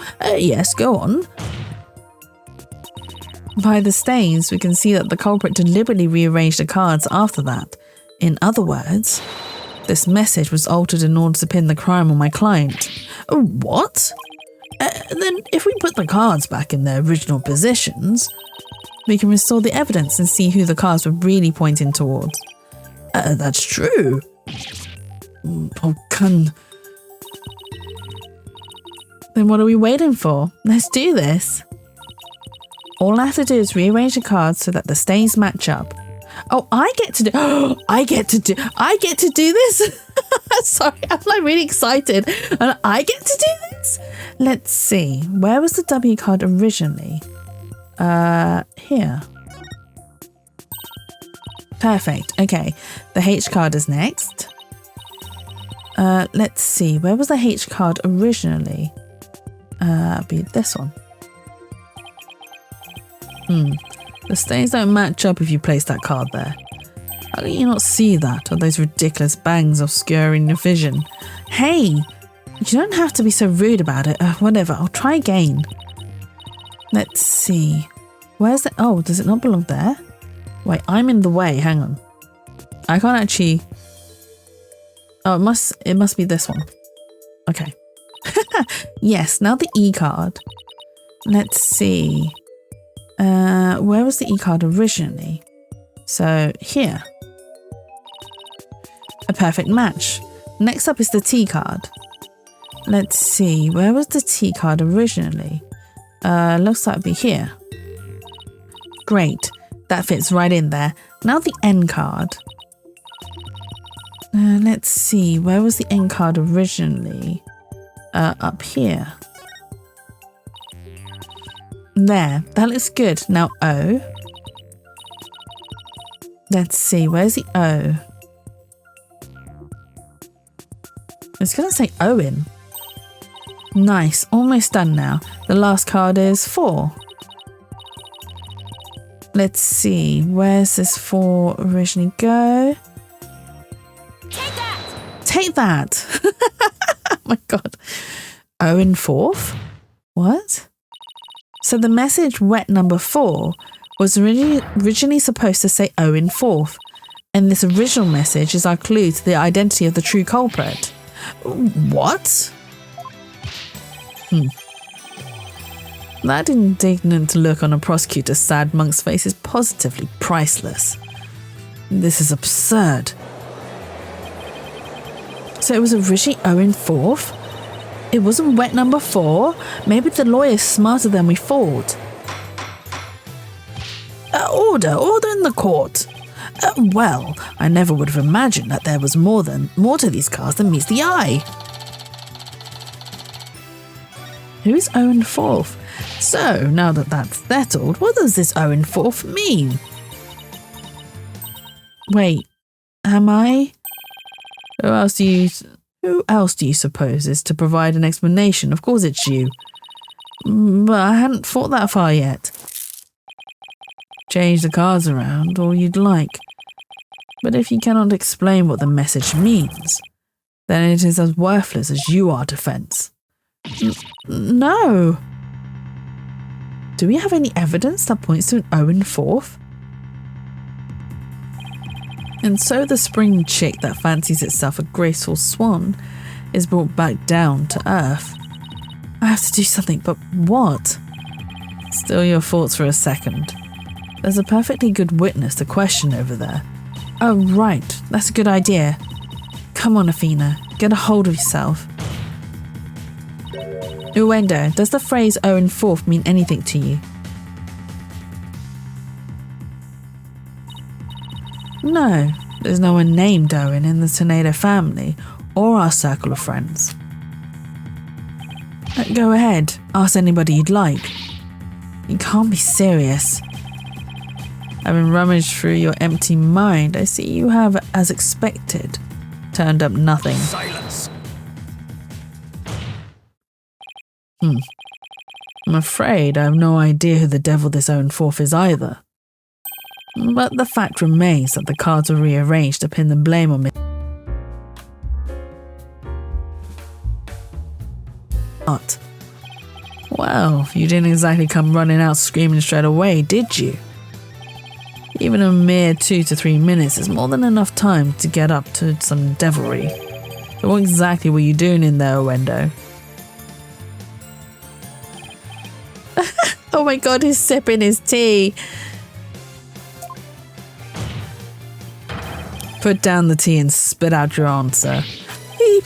Mr. Prosecutor, what's a guy supposed to do at a time like this? Silence is more precious than diamonds, witness. Therefore, you need only stay silent. Defense is devious. They're waiting for you to make a slip of the tongue. Oh, I see. So that's what they're after, is it, in that case? Your Honour, I've decided not to say another word. Very good. After all, your right to remain silent is protected by law. Well, Prosecutor Blackwell, any other brilliant ideas you'd like to share? I can't do his laughing. Did you hear that, Sykes Dono? A Rakugo artist who's afraid to speak. Who's ever heard of such a thing? Are you trying to taunt him into talking? Such a petty trick will never work. That's right. I'm not going to fall for it. I'm only asking to hear your story. Besides, is it not your job to tell your tales if there is an audience to listen? Even so, I have the right to refuse to answer. The more you keep quiet, the more we want you to talk. That's simply human nature. Isn't that right, people of the gallery?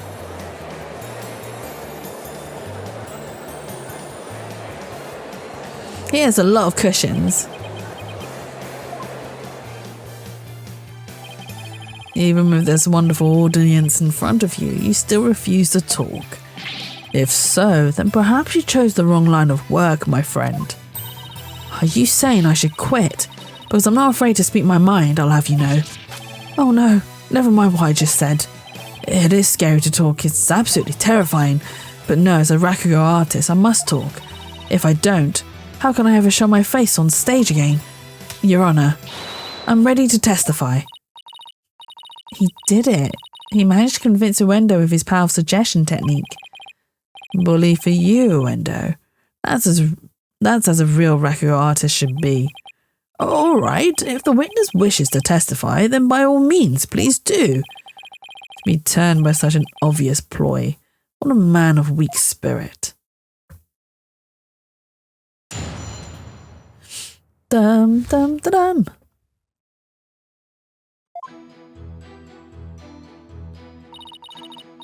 After my performance, I went to visit Shisho. I called to him from outside the room. He didn't reply. When I entered the dressing room, I saw Shisho slumped over the table, motionless. From what I can tell, there do not appear to be any inconsistencies in the testimony. Oh, of course there aren't any, because I'm not trying to hide anything. Prosecutor Samadi's right, I don't see anything inconsistent either. But I did pick up on some faint discord in Uendo's heart. Ponder all you would like, defense, but it is pointless. Your Honour, I believe there is no need for further deliberation. I disagree, Your Honour. I detected discord in the voice of the witness's heart. It has a clear indication that Uendo is facing some sort of inner turmoil. Are you saying what I think you're saying, Miss Sykes? Yes, Your Honour. The defence would like to conduct a quick therapy session on this witness. Uendo, there's no need for you to submit to this so-called therapy. It's fine by me. I have nothing to hide. Bring it on. Impetuous fool. Thank you for that. Did my stream die? Did my stream cut out? Oh my god, it did. Thank you for the hydrate and the stretch. Oh my god, let's go. Let's go. My stream died. It died. I'm sorry. I didn't even realise. It didn't say anything. I was just like, did it die? It did. It did die. I'm so sorry.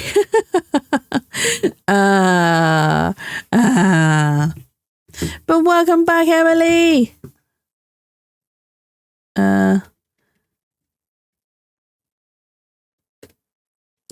Redeeming the first here.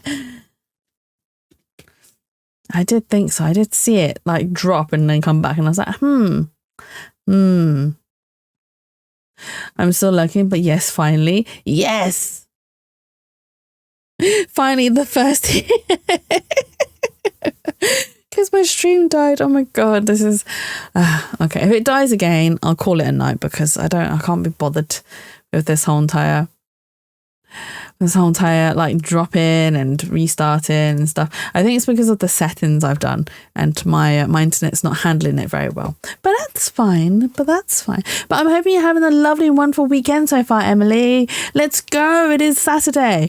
So what I might do is if I do an extra stream tomorrow, due to this connection thing not going well, what I might do is do a little bit of Apollo Justice and then we'll do a little bit of drawing. Hey Shroomy, welcome in. My stream isn't doing very well today, so I might cut out. If I do cut out again, like I said, I'll just end stream. It'd be pointless. It's no point in continuing if it's just going to keep doing this. But yeah, so what I'll probably do is like probably do a little sneaky drawing stream.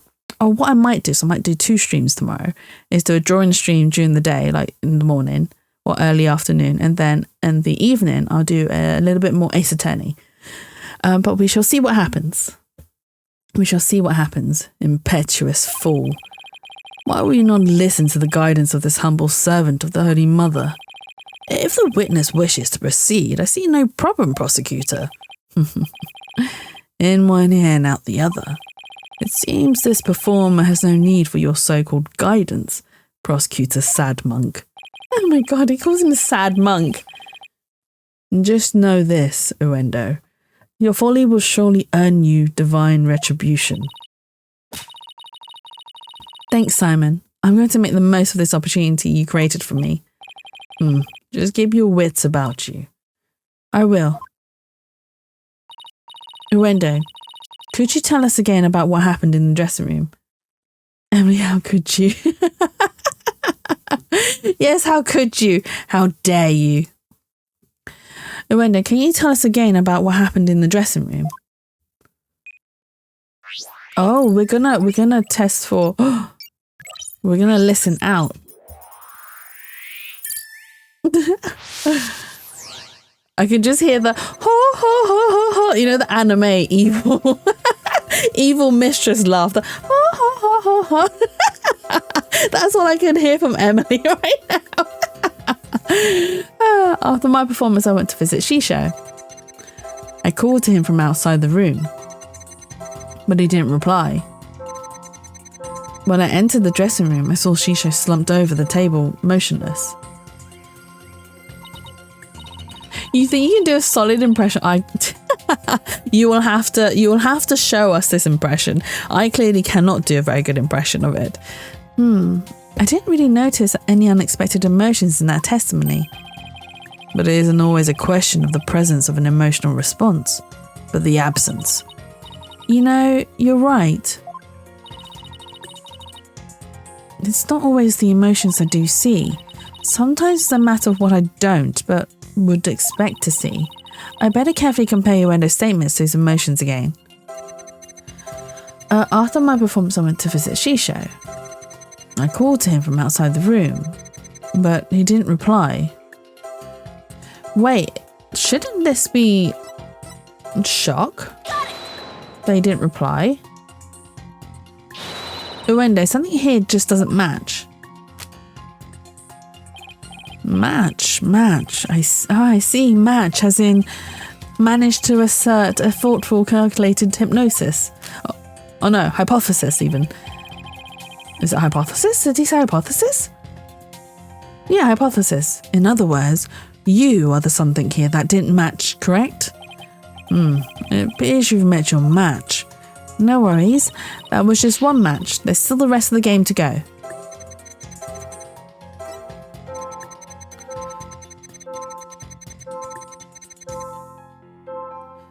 Maybe shocked should be here as well, then. Oh yeah, okay. It was the wrong statement to be shocked at. Uendo, I'm noticing something strange with these emotions. Something stranger with cheese toe skin, you say? What? What? Something strange with cheesy toe skin? What? What is with this sentence? No, something strange with these emotions. How could you have heard something stranger with cheesy toe skin? I don't know. Maybe it's me who's got some cheese in my ears. Did he will the floor to open up and swallow his cushions out of shame for that bad joke? The point I'm trying to make is that I noticed something unexpected in your emotions. Now stop hiding and come out where we can see you. Bailiff, please bring the witness a few replacement cushions. He is very short. Oh. Okay, he's not short, he's just kneeling. That's why he looks short, but he's not actually short, he's just kneeling. So what was this unexpected thing you noticed? Oh, come on. His Honour said a few cushions, not a few dozen. Now that we've all had a good laugh, please continue, Miss Sykes. Who's laughing? Focus, Athena. Don't let yourself get rattled. When you entered the room and saw your master slumped motionless over the table, you weren't the least bit shocked, Uendo, but don't you think that's a little odd? Is it, though? The lack of surprise means you were prepared for what you saw. And I think I know why. The reason Uendo wasn't shaken when he saw his master's dead body is because he knew about his master's death. Uendo, I think maybe the reason you weren't shaken was because you already knew you would find your master dead. His poo.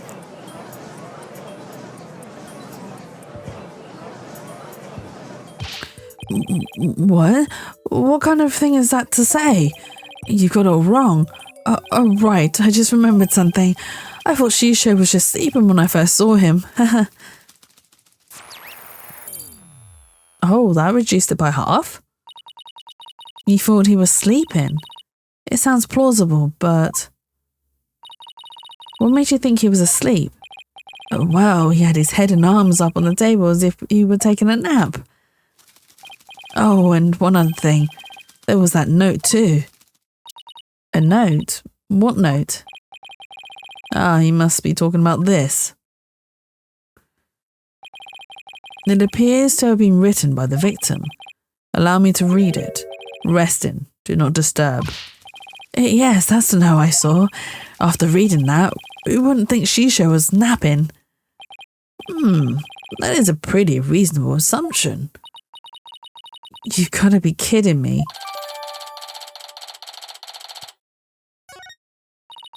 That's right. I saw this note, so that's why I thought Shisho was asleep. I want to change my testimony to include that statement. All right, I'll run an update.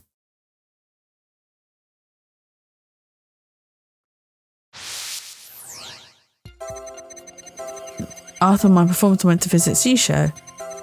I called to him from outside the room, but he didn't reply.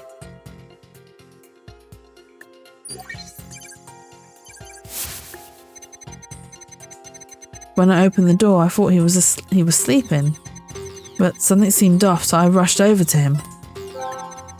I was shocked to find him dead. I couldn't believe my eyes.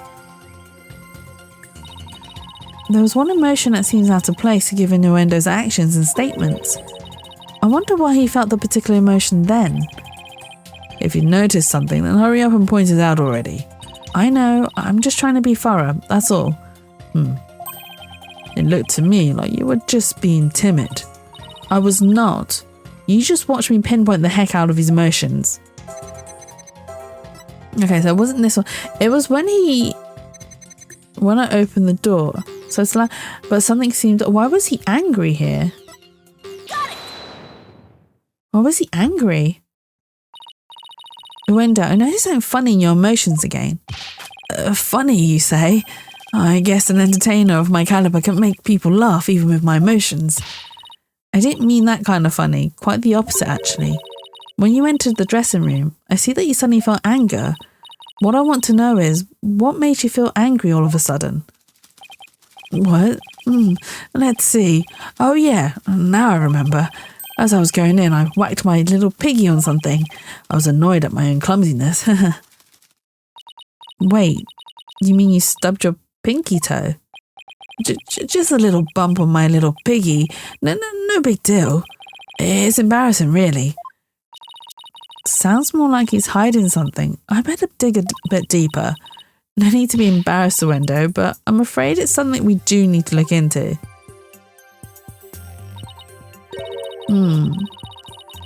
I don't really see anything you could have stubbed your toe on.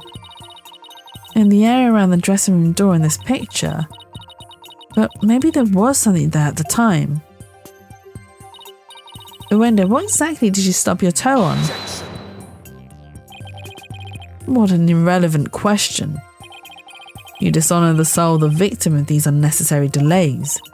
You tell her, really, who doesn't stub their toe every once in a while? You really got to fuss over every small detail like this. Well, the thing is...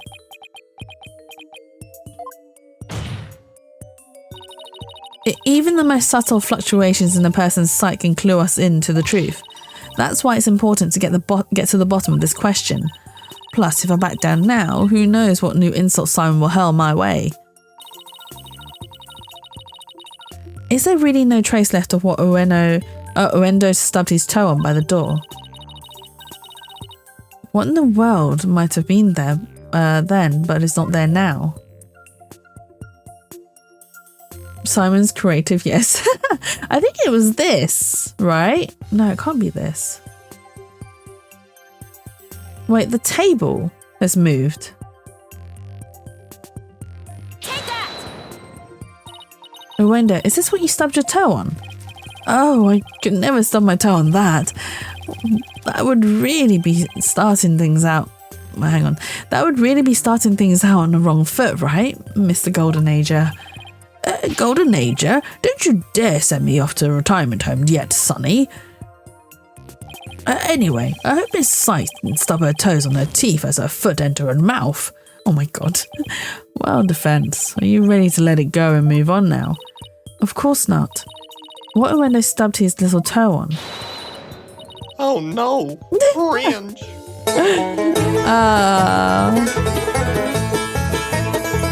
Yes, I'm cringe. I'm sorry. I'm the cringiest of cringe is a vitally important question, I think. Is there really no trace left of what Uendo stubbed his toe on by the door? What in the world might have been there then, but is not there now? I mean, the table was shifted, but maybe it's the snacks. Hello. Oh my god, I can't pronounce your name. Is it Ernest Me? Yearnest Me? I'm so sorry. I'm so sorry if I said your name wrong. I do apologise. But welcome in. And I'm so sorry. The first taiyaki is a registration one. So after that, you will start collecting it. But the very first one that you redeem goes into the taiyaki tax box. Taxes must be paid to Jatsu at all times. What could he have stubbed his toe on?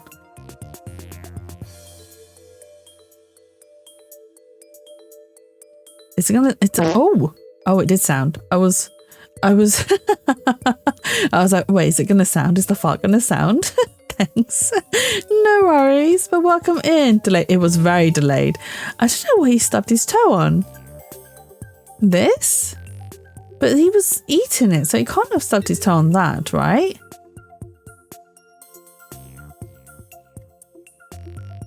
Can't be the table, could it? But the table has shifted. It can't be this table, could it? Hang on. Yeah, because it's shifted in a different way. Maybe the mark on the floor where the table was. Well, that's kind of what I sort of presented, but the doorway is here. So the table hasn't shifted in the right way, if that makes sense. If he stubbed his toe, if he kicked something, it wouldn't have been the table because the table shifted in the wrong direction. If anything, I'd say it was this that he stubbed his toe on, but that wouldn't have hurt him, would it?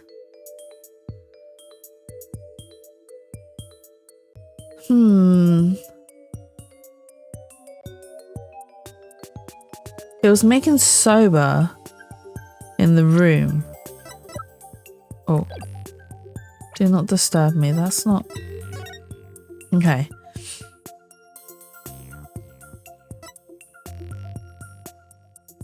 But it's not obvious what could have been there.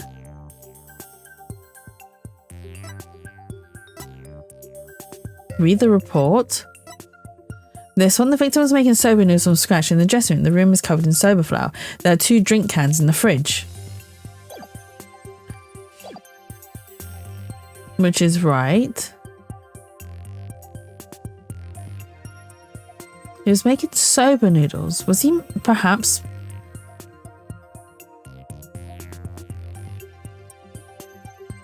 But the flour is all over them in the correct way. That's what I'm a bit confused about. Because if they were moved, they would have left a different type of mark, right? Because if you look at the flower pattern, it all matches up. So they can't have been moved. Is there a path? There is a path of missing the TV. The TV was moved. You're right. Oh my god. Take that! Please take a good look at this photo of the crime scene.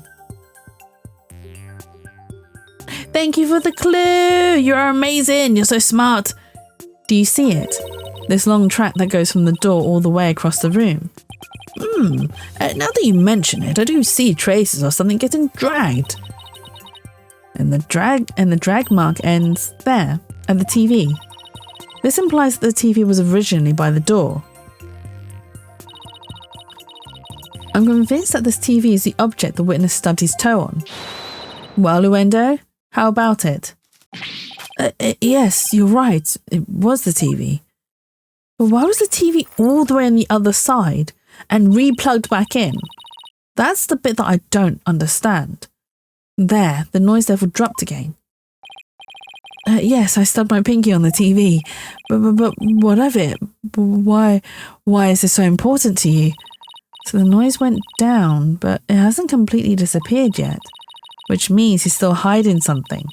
Okay, let's try this tactic instead. Uendo, why was the TV moved there? Shisho must have moved it so he could watch my routine. But what a place to put it, right in the middle of the doorway like that. No, I didn't want to bump into it again, so I put it back where it belonged. Performances out on stage can be viewed in the dressing room using that TV. That's right, it's a closed circuit monitor that shows the stage.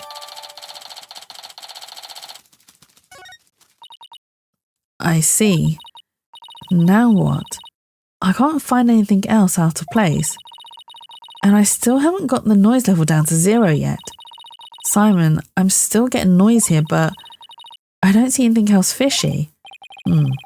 This is precisely why amateurs are such a bother. Sorry. I'm in no mood to play nursemaid here, but if that's what it takes to save the sober shop. Oi, Uendo. Here's a curiosity for you. This Table Master Tornado slumped over looks like it was moved. Did you happen to bump into it while you were moving the TV back? Oh, my, yes, you're right. The TV hit the table and Shisho's body moved with a jolt. That's when I first realised that Shisho was dead. Oh, but how scared I was. I see. Thank you. We're finally getting a more precise picture of how the body was discovered, but I wager you need to put the spurs to Endo just a trifle longer. Right. I can't keep asking Simon to bail me out like this. It's time for me to regain my footing and really stand on my own. Uendo, what you said just now about discovering your master's death, could you please describe all of that again for the court in detail? Oh, all right. But before you do, let me just plug in the latest information. Dun dun dun. After my performance, I went to visit Shisho. I called to him from outside the room, but he didn't reply. When I opened the door, I thought he was sleeping. I tried to enter the dressing room, but stubbed my toe on the TV. That animation is kind of cute. When I put the TV back in its normal spot, I realised that Shisho was dead. Seeing him slumped over that cluttered table. Oh, Shisho. I'm not really seeing any emotions I consider out of place. How about you, Simon? How many times are you going to come run into me? No, I was just looking for a second opinion. Well, take another good look at the flow of emotions. Don't just look for simple inconsistencies. Look at the intensity of his emotions too. I see. Thanks, Simon. It'll be the last statement, right?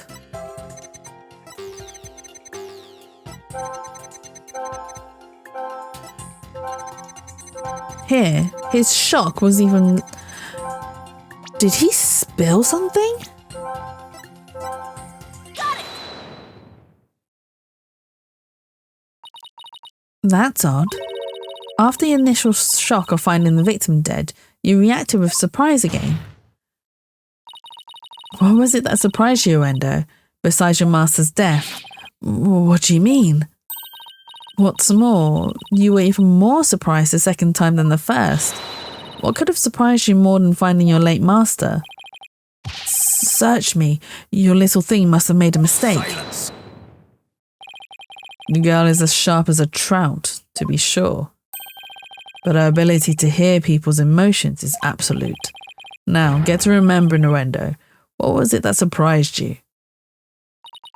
That was a compliment, right? She's as sharp as a trout. Well, Oh. No, we've pushed him too hard and now he's mentally all over the place. His emotions are completely out of control. Out of control? Care to explain how that's relevant? You know how normally I listen for the hidden emotions in the witness's voice, right? From there, I look for inconsistencies between their testimony and their emotions. But sometimes a person's feelings can run too high, making it hard to get proper readings. So that's how your Matrix program works. Fascinating. Ordinarily, it's just one emotion that runs out of control. But it seems there's something ordinary about this time. Oh my god. It is everywhere. Okay. After my performance, I went to visit Shisho. I called him from outside the room, but he didn't reply. When I opened the door, I thought he was sleeping. I tried to enter the dressing room, but stubbed my toe on the TV. When I put the TV back in its normal spot, I realised that Shisho was dead. Seeing him slumped over that cluttered table, oh Shisho. Knew it. What's got your knickers all in a bunch now? He can't say that to her. He can't say what's got your knickers all in a bunch. Wanda has multiple emotions running out of control at the same time. I've never seen anything like this, ever. So how does one bring a situation like this back under control? I'll have to find the root cause of this tangled mess before I can treat him. If I can identify what is causing this emotional rampage, then I can probe to dive in further. I'll need to point to what I think is the root cause and hit probe again. Through this process, I can identify exactly what's causing Wendo so much distress, and that will help bring his emotions back under control. In that case, let's get started, shall we? Alright, I can't guarantee success, but it's definitely worth a shot. Time to look for root cause of Wendo's rampaging emotions.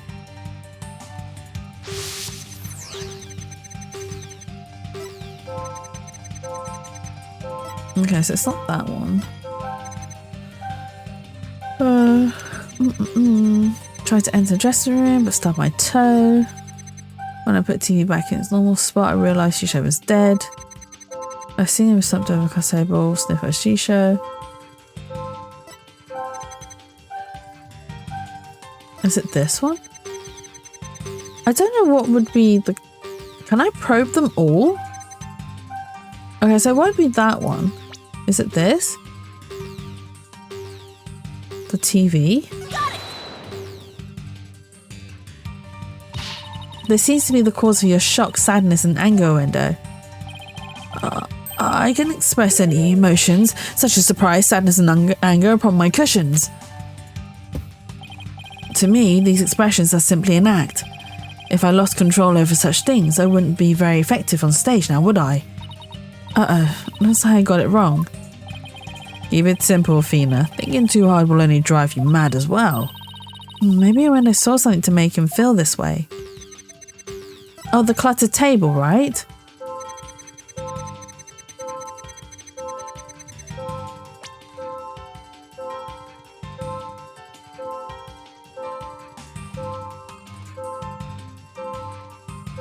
The cards, maybe? Oh, it is the cards. I get it now. The cards were the root of it all. Don't try to deny it. You can't hide your feelings from me. The dying message that was left at the scene of the crime is what was causing your distress. And if the dying message was the cause of all those feelings, then that means the phrase Owen Forth must mean something to you. We did it! That one was a really weird one. There. Noise level 0, finally. The dying message consists of 2 words, Owen and Forth. But neither of those 2 words have anything to do with this witness. This topic warrants no further argument. Sure, there may not seem to be any direct connection between Owendo and the message, for now, but why don't you wait and decide what's necessary after you hear my theory? I trust you've hit upon something, Athena. Yep, if my theory is right, we can finally solve the case of Owendo and the mysterious Owen Forth. Well, go on then. I can already tell this promises to be interesting. Now, please share your theory with the court, Miss Sykes. There was something puzzling to me about Owendo's out-of-control emotions just now. Namely, that there were 3 distinct reactions present. I had never seen that before and I wondered how it could be possible. Is there a conclusion to this Mandarin musing of yours? Is that how you pronounce it? Hold your horses, I'm getting there. So, could a person flip between 3 distinct emotions of such intensity like a switch? In the end, I concluded that it just wasn't possible.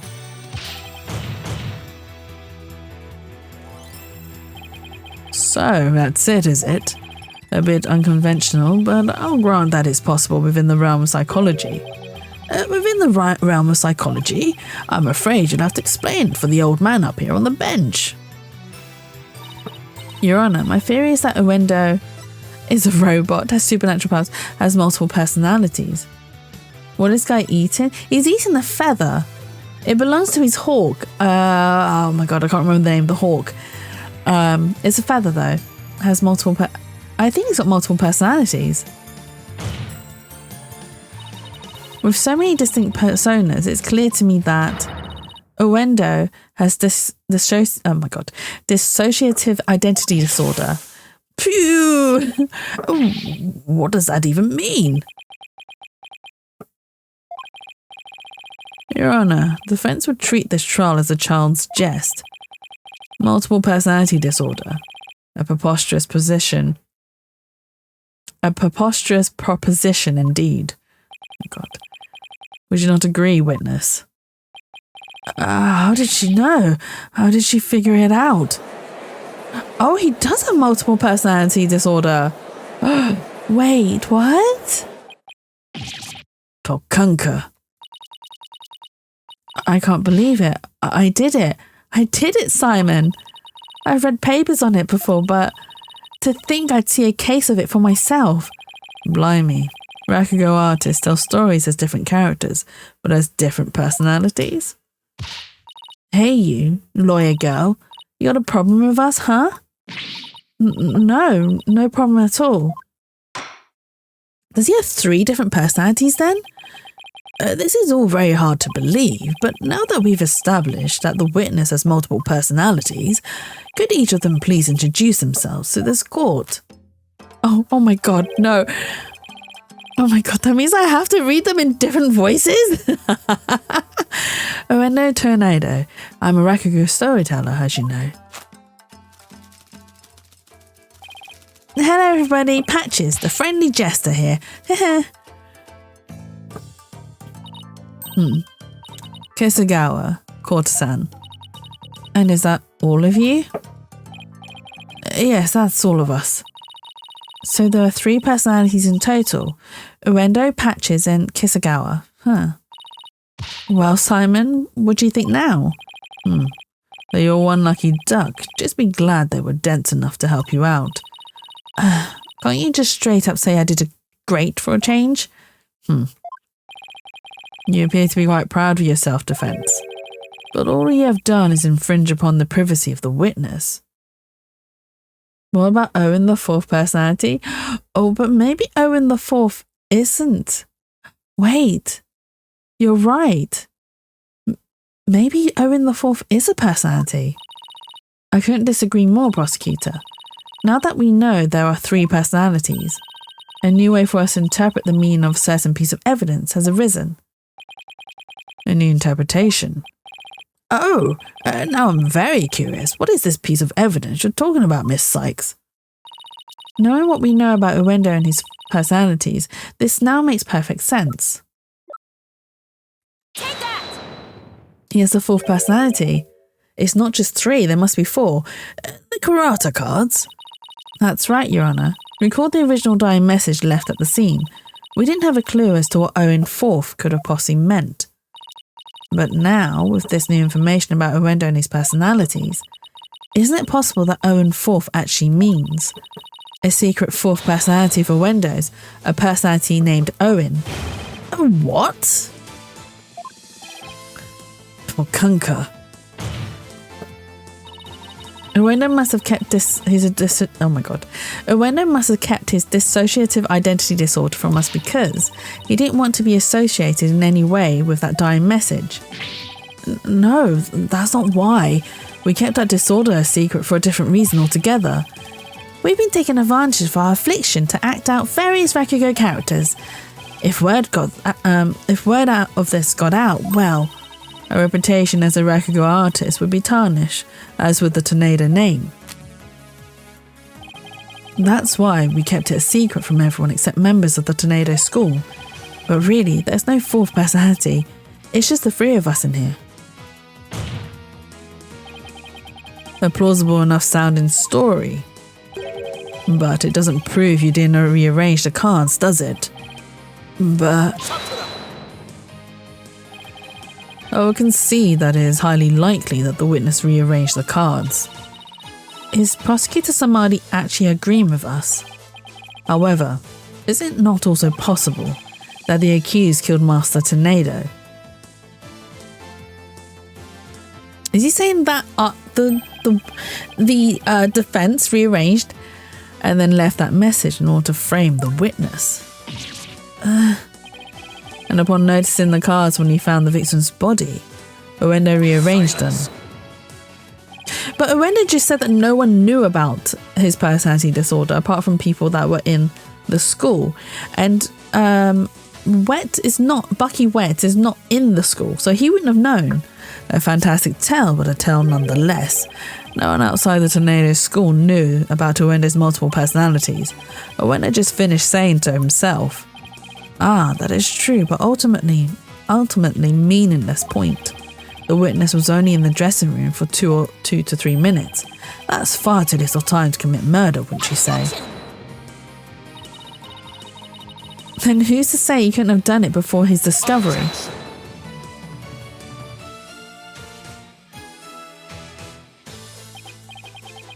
That spring chick memory of yours. Have you already forgotten Prosecutor Blackwell's testimony? Simon's testimony? Oh. Gary escorted me to the dressing room, but we heard the sound of a rakugo being performed from within. Thinking the master was rehearsing, we decided to wait in the hall until he was done.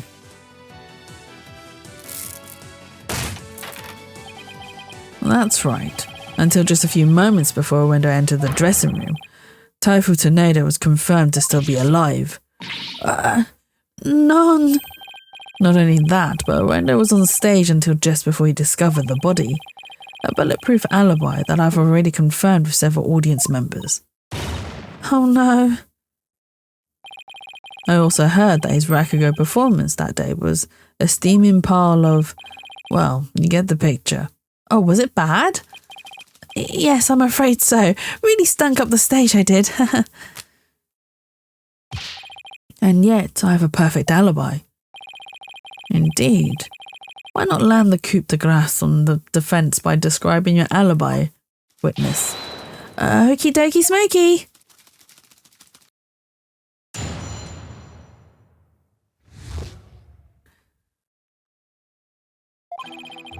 I was on stage until just moments before I went into the dressing room. The entire audience was my witness. But my performance was a huge bust. Not a single soul laughed. I'll never be able to live down how terribly I bombed during that very important show. Uendo was on stage before he found the body, so he could not have committed this crime. It is time to let it all go, defense, and move on. He must be related to Elsa or something, because he keeps telling us to let it go. Like constantly. I'm half expecting him to actually break out in song. Like song and dance. Or Disney style. Well, get this, Prosecutor Samadhi. The writing agency never gives up. We fight to the bitter end. Fair. Allow me to say this once more. Let it go and move on. And allow me to say once more, I'm never giving up. Now I just think of Rick Ross song. Never giving up on you. What do you say? Let it go and never. Honestly. They're gonna do an absolute like a karaoke duo. This is pointless. You should have taken advantage of this opportunity while you could, you foolish child. Your worthless convictions only serve to prolong the accused's suffering. If words will not sway you, then perhaps pain will. Did he just throw his beat? Oh, he did. Oh no, anything but this.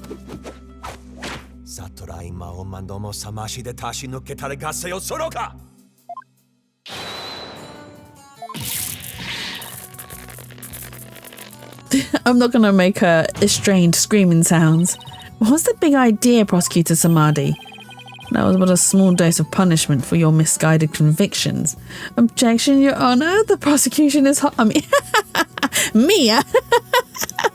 But welcome in, Mia. Japanese court is wild. Well, here's the thing, though. Even though this game is obviously Japanese, it is actually set in America. Well, that's what the translation says. I don't know if the Japanese translation says it's set in Japan, but the English translation says it's set in America, San Francisco to be more precise, even though I'm reading it with a very British accent. Very British, which will come in handy when we do the Great Ace Attorney, because the Great Ace Attorney is actually set in Britain. So my British accent comes in very handy for that one. Jatsu, Mia, hope you're doing well. Welcome in. I probably won't be streaming for too much longer because my connection is not holding up very well. It's doing okay for the time being at the moment, but otherwise it is not doing very well. You have your new phone? Yes, let's go. I also have my new computer, which is what I'm currently streaming on right now. And because I messed around with the settings, my connection is really kicking it a little bit. Don't they just from me? Oh no. Congrats. Thank you. So I was planning to do another stream tomorrow anyway. So I was going to do a drawing stream like early in the day, and then maybe if I still had it in me, I might do a late evening stream doing some more Ace Attorney, or maybe we'll play a scary game. I don't know. We shall see. Because I do need to test out the other things for the computer early. It'll probably be like afternoon or early afternoon or late afternoon. Depends on when I wake up and when I have my breakfast / lunch, my brunch, and then I'll do a stream. But I shall see. It won't be for very long. It's just a drawing stream, so we'll probably be going on for like maybe 1-2 hours, like 3 p.m. 3 p.m. your time, so that'd be maybe 2 p.m. my time. Is that what you mean? I can do it at 2 p.m. if that means I'll get a Mia in my chat. And I might be doing some Nayuta and Simon Blackwell fan art that was suggested by Leo. There will not be any sandwiching, or maybe there will be. I might draw like a blank character in the middle as a sandwich and be like, your character here. You can add your own yourself in there, self-insert. I miss that Android Jatsu time. You want to be here? Black at me. You volunteer to be sandwiched. Okay, sure. You volunteer as tribute. Oh my god. That's absolutely fine. You can volunteer as tribute. But yeah, so I'll do a drawing stream tomorrow, and that can be as part of my Drawtober drawing, but I'll still do a traditional one as well. Look away, chat. What, to hide from the chat sus? Is that what this is? But yeah, so I'll do a drawing stream because, like I said, I still need to test out this new setup. Also, but because the computer part of the component part of my computer now sits on my desk, it pushes my drawing tablet forward, so I don't have much lean-in space on the desk, and I'm like, oh my god, this is really uncomfortable. I need to get used to it a little bit. But yes, like I said, I need to test out all the functions. So yeah, I'll probably do a drawing stream tomorrow just to test out and see how smoothly it runs and whatnot. And then if I'm up for it in the evening, I will probably do another, possibly more Ace Attorney, or maybe some short horror indie game. How that one today? Is it fancy? It is very nice. I need to mess about with the colours a little bit though. The colours are, I mean, they're okay for the time being. My eyes have gotten used to it, but initially I think they're a little bit too, how do I say it? Too vibrant. So it doesn't give me like the true colours. So it's a lot more vibrant than it should be. So like I said, I need to mess around with it, but I wasn't too fussed about it today. I was like, it's fine, I'll just set up now and then get it up and running, and then I'll sort out all the little bits, the little niggly bits. Too vibrant, yes, too vibrant and too saturated. So I need to fix that a little bit, but yeah, I'll deal with that tomorrow, because I need to reinstall all of my art programs as well, seeing as they are, I mean, they're there, but they need to be reinstalled, which I haven't done so yet, and I'll do that tomorrow whilst I'm getting ready and whatnot, and then by that time I'll be ready for stream. That was but a small dose of punishment for your misguided convictions. Are you now a bit more inclined to give up as instructed? As if. Oh my god, you managed to lock yourself out of Messenger? How did you manage to do that, Mia? In that case, you must require another dose. Simon protected us! Not bloody likely.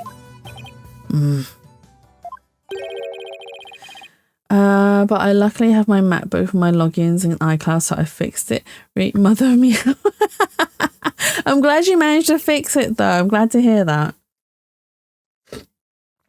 Cucumber Man is here. Hey, Cucumber Lark. When are you rebranding? I'll do you Cucumber art, fan art. Oh my god, he's even prettier from this angle. Why are you barking, Mia? Oh no. Mia's gone feral. Absolute feral for Blackquill. Oh god. Oh my god. Right.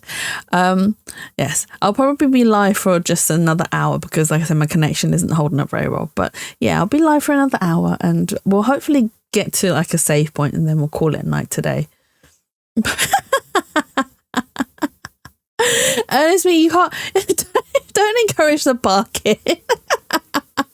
Don't encourage. No, Mia, don't actually bark in my stream. Oh my god. Cucumber, I thought we called him a raccoon or something. Wait, is Lark a raccoon?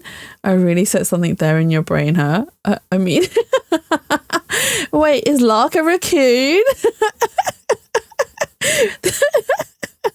A cucumber raccoon thief? I'm technically a rabbit. Are you a rabbit? Wait, we know someone who's a rabbit as well. So one of my other streamer friends, Rin, she has a friend called Claudor, who is also I'm friends with as well through her. But he is also a rabbit. Claudor is a rabbit, and he's also very good at art. He's a bit busy, so he doesn't stream as often. But when he does, his art is on point, I have to say. I don't give two flips about your beliefs.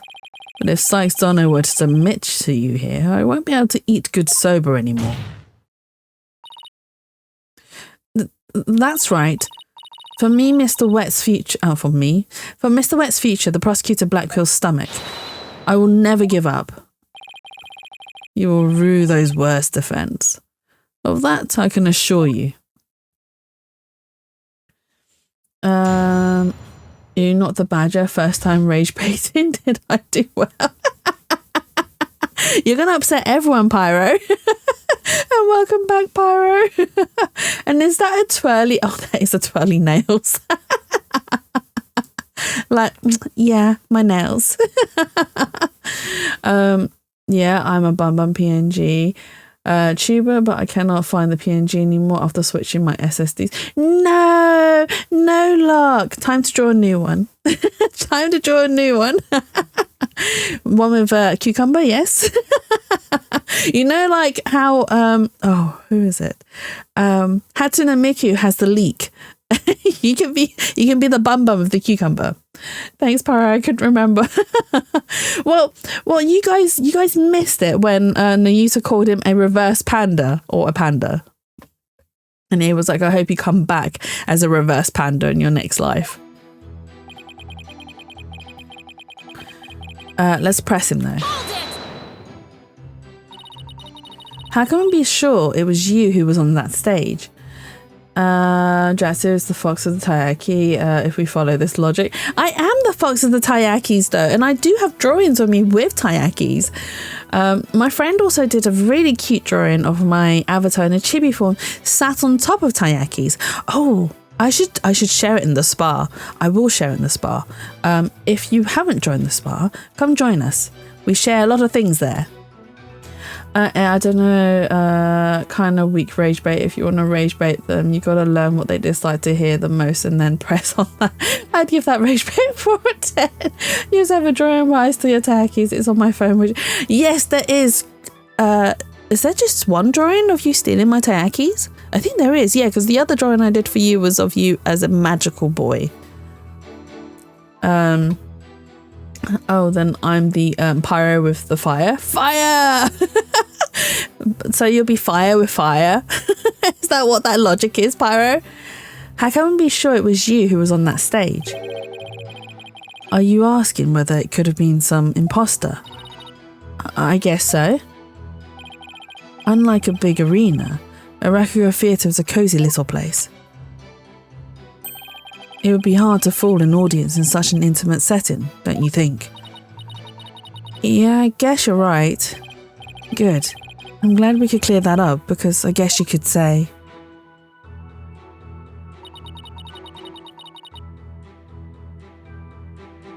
I don't need to press that. What was his last statement? Let's see what he says about, like, doing terrible. Do you have any idea what went wrong? I'm not sure if it was my performance or if it was just that particular audience. Or maybe it was a story I picked. But every entertainer knows that this kind of thing happens from time to time. Magical boy Mia, yes. You clearly don't know how to rate. And my friend described Mia as this one anime character, pretty cute and more feminine at a glance until you remove their shirt, and it's so funny to me. Oh my god. What? Who described Mia as that? Oh my god. Mia. I've been playing Blue Protocol for like the entire evening. I didn't think I'd fall in love with a new game. It got released like 2 days ago, or was it yesterday? It got released just yesterday. It's had a lot of players. So yesterday when I was just looking on Twitch to see who was live, and there's so many people playing the new game. I started playing it too. Didn't get too far on account of not having time. Better 5 out of 10. Wait, it wasn't my idea. My friend decided to start some raids. I was extremely under leveled and got one tapped multiple times, but I'm intrigued. Yeah, I'm improving. Mia doesn't have a summer outfit, so will Mia's summer outfit be a topless Mia? Is that what you're telling us? But yeah, so I know who I was watching. I was watching Merryweather play Blue Protocol, and it was kind of cute because he was playing with his community. So I had him on whilst I was doing some drawings, just as some like background noise, because he's got quite a soothing voice. And yeah, I was really, because he wasn't the only one. Whilst I was like looking around and stuff, I got recommended quite a few other streamers that were also playing the same game before I went to Merryweather's stream. Probably. I'm low-key not made to rage bait. I don't know why I'm doing it. Small steps could be better at provoking the itch to comment on it. What is rage bait, by the way? Educate me. Rage bait is basically saying something deliberately to bait someone into being angry, like deliberately annoying someone just so that they'd snap. That's what rage bait means. Friend code where? Are you two gonna play Blue Protocol together? Are you two? Is this the start of a Lark and Pyro friendship arc? Is that where this is going? I guess that makes sense. Still, I wonder how he could have flopped at his own commemorative show. Maybe I should dig into things a bit more. What Oendo performed? Could you tell me which Rakugo story you performed? I could, but I'm not sure it would mean anything to the uninitiated. Well, even if I might not get it, can't you at least try me? Maybe I should have asked about the audience number. Alright, if you insist. The story I performed is called Tokisoba, otherwise known as Time Sober. Oh, wait! Isn't that his master's performance, though? Why would he be performing Tokisoba when he was supposed to perform Glutton Sober? Time Sober, huh? Maybe Oendo's right. He's only said the name of the routine I'm already lost. Ah, so you performed Time Sober, did you? What? You know it, Prosecutor Samadhi? In the course of my studies last night, I became familiar with a number of stories. I must say, Defense, you would do well to prepare better for your next trial. A friendship arc, unless my brain's slow right now. No, that's fine, Pyro. For example, you said you clearly don't know how to raid. Someone could react very emotionally about it, and guessing this emotional reaction is the goal of rage baiting. Is this person's first name In? You mean Innuendo? Oh, I play it too, but I just started and need some friends. Okay, that makes sense. Wait, why would people do that though? It's to troll, basically. It's because they got nothing else better to do. So they deliberately anger people just to get a reaction out of them because it's funny to them. Some men just want to watch the world burn. Not just to watch the world burn, but just for a laugh. That they think it's funny. Getting someone really emotionally distressed is apparently something that's hilarious to some people. You can find your UID somewhere in settings. Forgot where exactly. If you can't find it there, it's also in personal space. But why? I don't know. Oh, Lark, are you being auto-modded? for the word mofocus? Okay, here you go.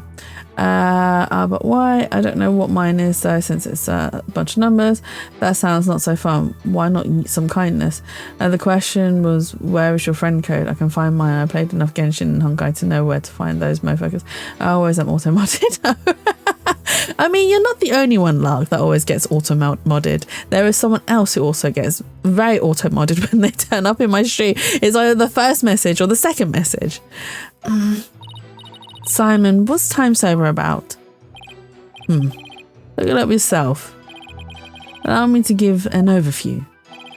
The story takes place on a winter's night. A man orders a bowl of soba at a street stall. How you doing, sir? What can I get for you? I see you've got seaweed-topped hanmaki soba and mixed toppings. Oh my god, what? Okay, I'll read that in a minute.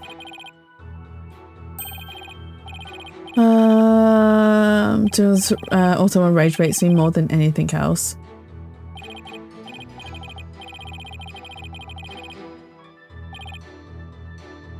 Okay, so they've stopped they stopped performing it. Okay, what did he say? The story takes place on a winter night. A man orders a bowl of soba at a street stall. How are you doing, sir? What can I get for you? I see you've got seaweed-topped hanamaki soba and mixed toppings shippoku soba. I'll have a bowl of shippoku, my good man. I'm sure it sure is cold tonight, isn't it? But there's nothing like a hot bowl of noodles and soup to warm the soul. You know it, sir. One shippoku coming right up. So, how's business? Not so great, sir. Is that so? Well, that's great, because things can only get better from here, right? Oh, wow, prosecutor.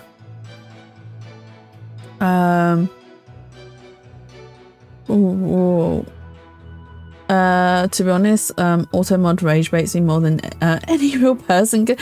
I don't remember, I forgot to play my Ho-Yo games. Oh no! So it's your fault. Go Mia, go do your weeklies and dailies. Auto-mod was an OG rage bait. Yells after Mia, and you're welcome. Absolutely. Oh my god, Hudson from that show, Game Changers or something, was the best rage baiter ever though. Before rage baiting was even invented. Game Breakers, I don't know. Don't worry, I don't know what you're talking about. What show that you're talking about, Pyro? So it's fine. Wow, prosecutor. The customer talks on and on like this. Finally, when he is done eating, he goes to pay for his soba. So how much do I owe you? That'll be 16 mon, sir. I see, sorry, but I only have... Oh my god. It's just going to go off on one. Okay. I can't read it as fast as they display it.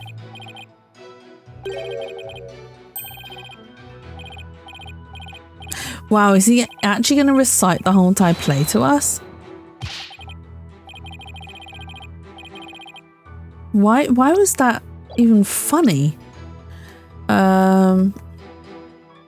Finally, when he's done eating, he goes to pay for his soba. So how much do I owe you? That'd be 16 mon, sir. I see, sorry, but I only have small change on me. I'll count the coins into your palm, so could you hold out your hand for me? 1, 2, 3, 4, 5, 6, 7, 8. Hey, what time is it? It's 9, sir. 10, 11, 12, 13, 14, 15, 16.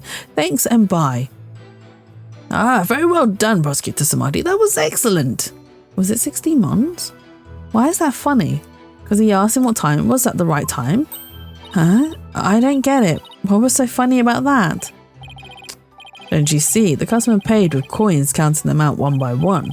Then, just after counting 8, he asked about the time, and the sober vendor answered with 9. Oh, now I get it. He made the vendor say 9, and then he continued counting from 10. Low battery? What is going on? I know why it's low battery, because I completely forgot to switch my controllers. Hang on, give me 2 seconds. Let me switch them out. Yes, low battery. I forgot to switch them out when I was because I was setting up my computer. It took me 3 hours to set it all up, and I completely forgot to do my stream preparation stuff. But it's all good. Connected. Let's go. The customer got the vendor to say 9 and used that as a number 9 in his counting, so he sorted. Oh, he shorted him 1 more. That was okay. That's very smart. Why is this game calling me out? Lol, I should shut up and let the game explain. Oh, he does explain. Exactly. He cheated the sober vendor out of 1 mon with his smooth talking. The story continues with another man who saw the whole thing and tries to do the same, but he bungles the trick and ends up paying more than 16 mon for his sober. The story ends on that as a punchline. You can look up the rest of the details yourself. Or I'm sure Prosecutor Sad Monk over there would love to perform it for you after court. So basically it's a story about a man cheating on his sober bill. That's kind of petty, isn't it? Is that really all you have to say about this classic story? Time sober is such a well-known staple of Rakugo that the skill of the artist is... Skill of the artist is what? Is critical in... Fine, so you studied a lot. Oh! Thank you for the follow, Reb. Oh my god, I nearly called you Rebin because of the full name Robin Redgrave. I'm so sorry. But welcome in, Robin, and thank you so much for the follow. Thank you, thank you. I hope you're having a lovely and wonderful weekend so far. Girl, why didn't I follow you already? No, that's absolutely fine. You didn't have to follow me in return, but I really do appreciate it. And welcome in. Now I'm trying to find the name of the show. Are you going to be able to find it, Pyro? But thank you so much. Robin Person. Yes, Robin Person. Robin is a very good streamer as well. They've been playing some, what was you last playing? I did see what you're playing. I know you're playing No, I'm Not Human, and then what were you playing? Was it today that you were also streaming?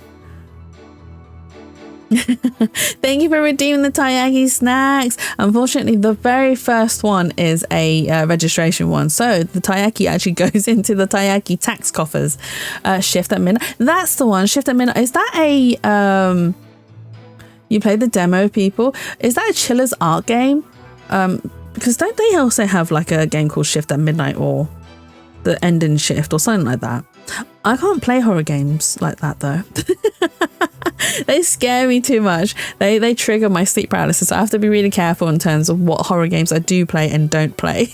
But I hope you had fun though, playing Shift at Midnight. You've been second here twice. I'm built different. No, it wasn't Chiller's Art. Okay.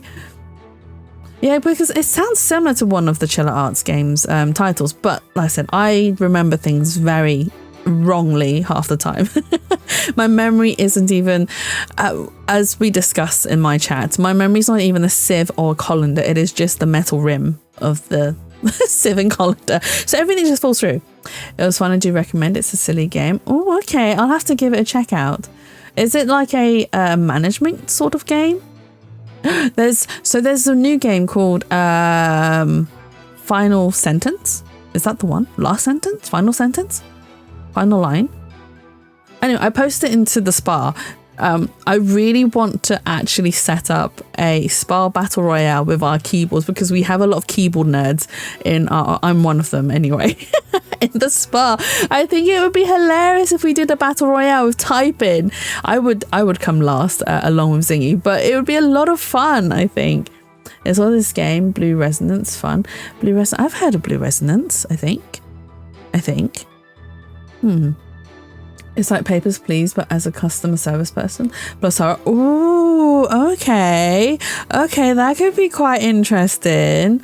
Okay, Shift at Midnight. I will need to I'm gonna message someone with the title so then I know. Well, not that I know, but no, so that I remember. Shift at Midnight. Okay, let's go. Oh wait, hang on. What's going on here?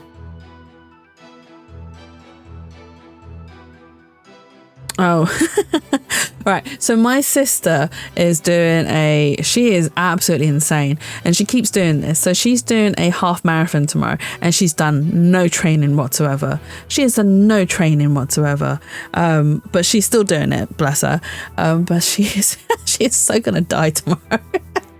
And thank you for the lurk. I was just about to sleep. I have a lovely stream. No worries. I hope you have a lovely and wonderful evening. Get some amazing rest. I hope you sleep well and have lots of amazing dreams. Lovely dreams.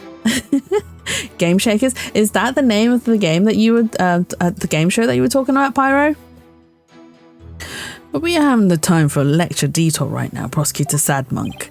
Oh, but I wanted to hear a little more, but I suppose it is off topic.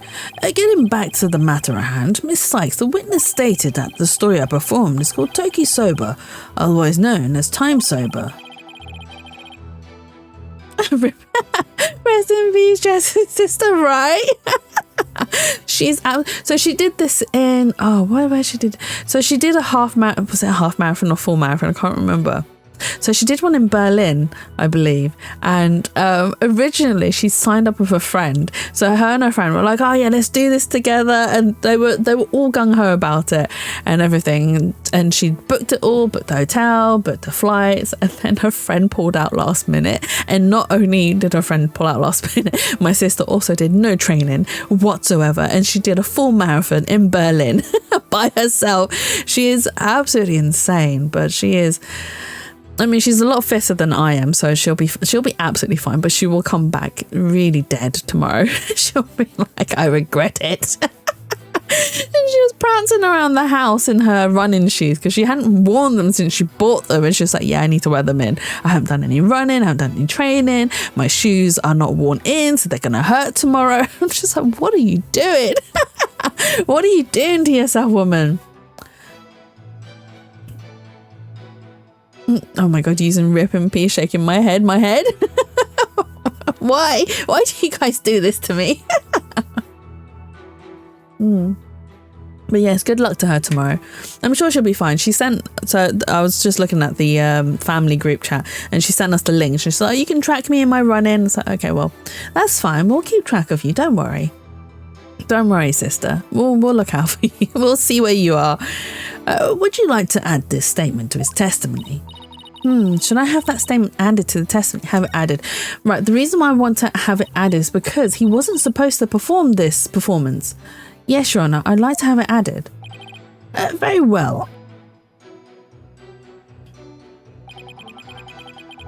So you notice if she disappeared into a dark... I mean, yes, we would notice. It's quite clever though, because the tracking system. So what they do is they...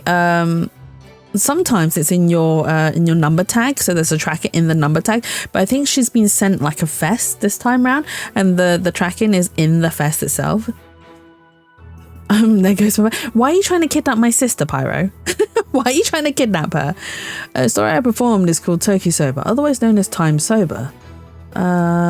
Wait, present. So in Shisho's message, he said that Uendo was to do his sober glutton routine, and finding Master Tornado was to perform his time sober routine. Objection! So he changed his act, which is weird. Uendo, isn't there something odd about the routine you performed? Odd? No, I don't think there's anything odd about it. But that's exactly what I find odd. The fact that you don't think it's odd. Objection. We are discussing the witness's alibi at the moment, defense. The show's program is completely irrelevant. And that's where you're wrong, Prosecutor Samadhi. The reason being, it contradicts the statement the witness just made. Uendo, do you know what this is? No, what is it? This is an invitation to the show sent from Master Tornado to Prosecutor Blackwell. Included in the invitation is a rundown of the show's program, which clearly states that Time Sober was to be performed by Master Tornado himself. He's pew. No. Uendo, why did you perform the routine your master was scheduled to do? Well, you see, the reason for that is... how do I say this? You see, Let's say it was a prank. That's right. It was just a little joke. You see? Hee hee. I was trying to surprise Sisha by performing his routine before he did. I don't know if I buy that. Was doing the victim's routine really just for laughs, or...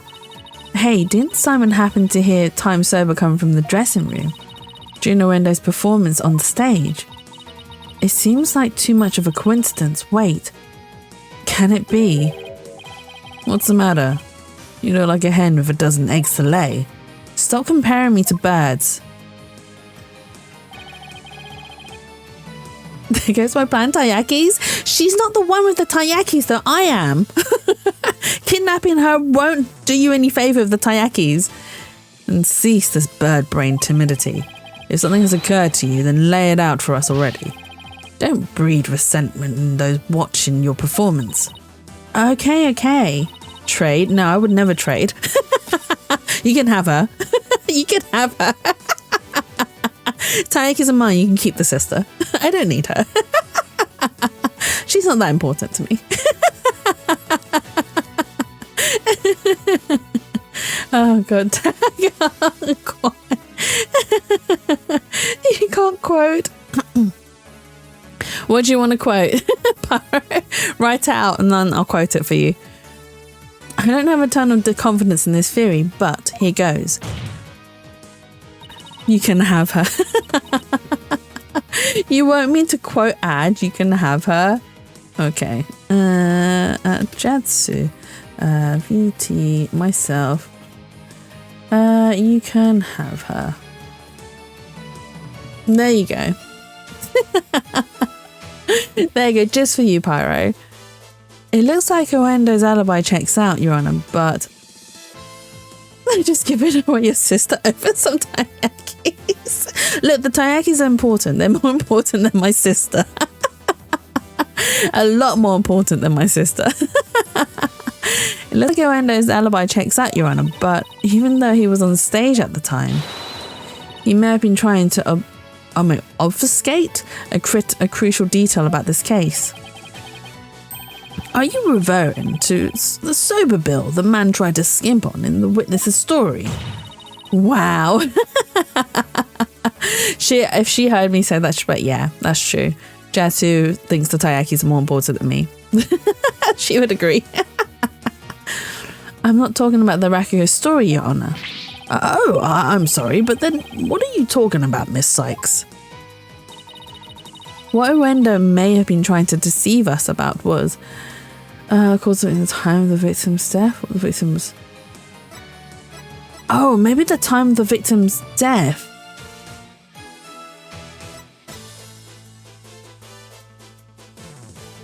Right, what the victim's... No, the time of the victim's death sounds more likely. Owendo tried to deceive us about the time of the victim's death. Oh, what? Objection. Did I get it wrong? What gibberish? And not even in exchange for taiyakis, Jatsu already has the taiyakis? Exactly. I already have the taiyakis. I'm not even going to give them away. Well, at least I have legal evidence. I'm allowed to kidnap. If you can catch her. She's a pretty fast runner, you know. Like I said, she is a lot fitter than I am. She can run. Whereas I can't run. I don't run. Whereas she does.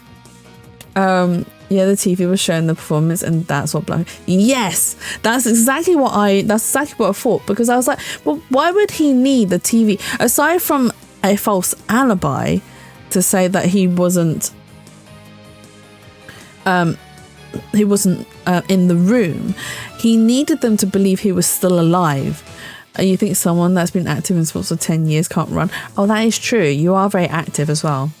Well, it'll be a race between you and her. So, you know, you can join the marathon too and see who wins. Right? What gibberish. Prosecutor Blackwell even testified at the time of the victim's death. I know. But he only testified that way because he and Gyeru had been completely taken in. You mean by the sober bill thing? Would you please forget about the story for a second, Your Honor? Oh, wait! That's why the TV was by the door! Is that why? That makes sense, because... But why would Uendo not know that it was by the door? Because he's teamed up with... Gyeru is also involved in this. They've teamed up together. Because she was lying that she had her eyes on the dressing room the whole entire time. So she must be... Oh, she's in on it. She's in on it. Because at the start, we knew there were two people anyway. There were two people talking. They just didn't state their names. So it must be those two. But why would they kill their master? Is another thing. Is what I want to know is, why did they kill Shisho? What did he do to them to make them kill him? Or what did they want from him to make them kill him? Maybe they wanted the sober deed. You think someone that's been active, speed endurance was the point of her being able to run tentacles if I can catch her within 100. I mean, I don't know. She can still outrun you because the secret full person did it and Uendo doesn't know the full person exists. That is true. Maybe. But they said they don't... But does that mean the master knew that there's an existence of the fourth personality? Would you please forget about the story for a second, Your Honor? I was deceived. Pray tell, how did Uendo manage to deceive two people while he was performing on stage? That's easy. All he had to do was use a certain prop in the dressing room. Oh, and what might that be? The prop Uendo used was... the TV! Take that! This TV was used to view what was happening on the stage. Prosecutor Blackwell, when he came to the dressing room, what was Uendo doing? He was performing time sober. Blast! Could it be? Yes, it could, and it was. Sometimes people with the idea of persons that don't know about the other person. That is also very true. That is very true. Well, at least... I haven't looked at too much into like the personality disorder syndromes, but according to media, like films and TV shows, there are instances where there is a personality where the others don't realize is in existence. Yes, it could, and it was. What you and Gyeru heard was not Master Tornado performing his routine. It was Uendo's performance, as heard through this TV monitor speakers.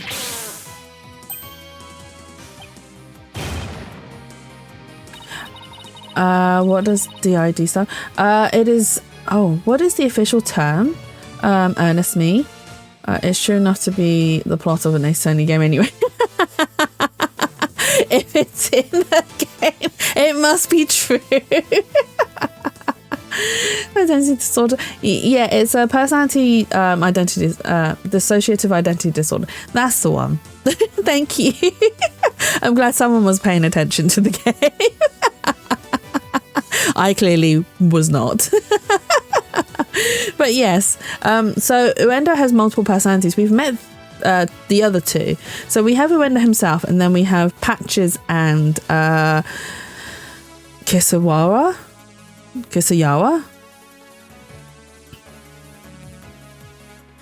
No, Kirawasa, I think it is. The name is. Yeah. I was close. Yeah, you were close. With the TV just inside the inner door of the dressing room, it could easily be heard from the hallway outside. And because we knew that Master Tornado was scheduled to perform time sober, we were easily manipulated into thinking he was still alive at the time, rehearsing. Yes, your knowledge of the day's program is why the two of you could be fooled this way. I was close, like 2/3 of the way there. Yeah, I mean, yeah, you had 2 out of 3. Simon, did the voice you hear belong to Master Tornado? With the doors in the way, I couldn't tell exactly who the voice belonged to, but because I heard time sober, I just assumed it was Master Tornado. I can't believe I was taken in by such a simple mind game. I knew I started with D as well. All of that is mere conjecture. Where is your proof, defense? Uendo moved the TV back when he discovered the body. After all, he couldn't very well leave it by the door, because then someone might figure out the trick he'd been playing. Me eeping me go to bed, but... Thank you, Emily! Thank you. It is rather late for you. It's like, what, just gone midnight. Thank you for the hydrate and thank you for the stretch. Let's go. Hey, oof, stretch. But I hope you have a lovely and wonderful evening. Get some good and amazing rest. And I hope you have lovely dreams as well of really beautiful people. Lovely and amazing people in your dreams. Like me. I'm only kidding. Don't dream of me. It'll be weird. It'd be more a nightmare than a dream. Of me sat here doing voices too late. But yes, get some good rest. Night. And there's one more thing about Owendo's actions that's suspicious. I'm taking you to dinner in my dream. I look forward to our dinner date in your dreams. I hope it's an amazing dinner as well. And we'll enjoy ourselves and eat good food and have a lovely, wonderful time afterwards by, I don't know, a stroll through the park or along the beach, whichever, your choice, in the moonlight. Beautiful people like my character in Blue Resonant. For some reason I made a female character to play as. Oh, nice. Sometimes it's not bad playing as not your own gender, because a lot of times when I play games I do play as male characters more than I play as female characters. One of the reasons is because female characters tend to be very, very sexualized. And I'm like, I don't mind. Like sometimes it's really hot and I'm just like, yeah, they're stunning. But sometimes it's just a little bit too sexualized for my liking, and then I'm just like, yeah, no, I'm not into this. So let's play as the male character. It's fine. We can be a boy. We can be a boy. And there's one more thing about Owendo's actions that's suspicious, and that is the fact that he flopped so badly on such an important occasion. What's so suspicious about that? Even pros slip up once in a while, you know. But I believe that this time it was intentional. Because Owendo knew it'd be strange to hear laughter coming from the dressing room.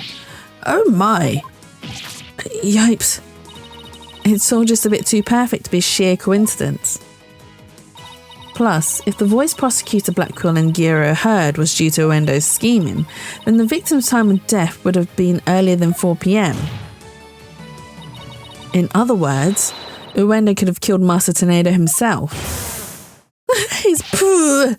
We've got you by the stones now, Owendo, so you better confess everything.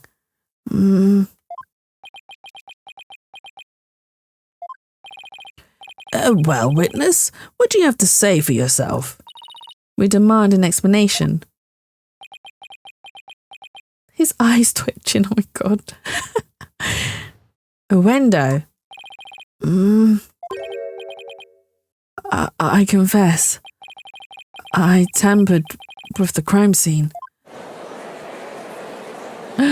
He admitted to tampering with it. But what does he mean by he tampered with it, though?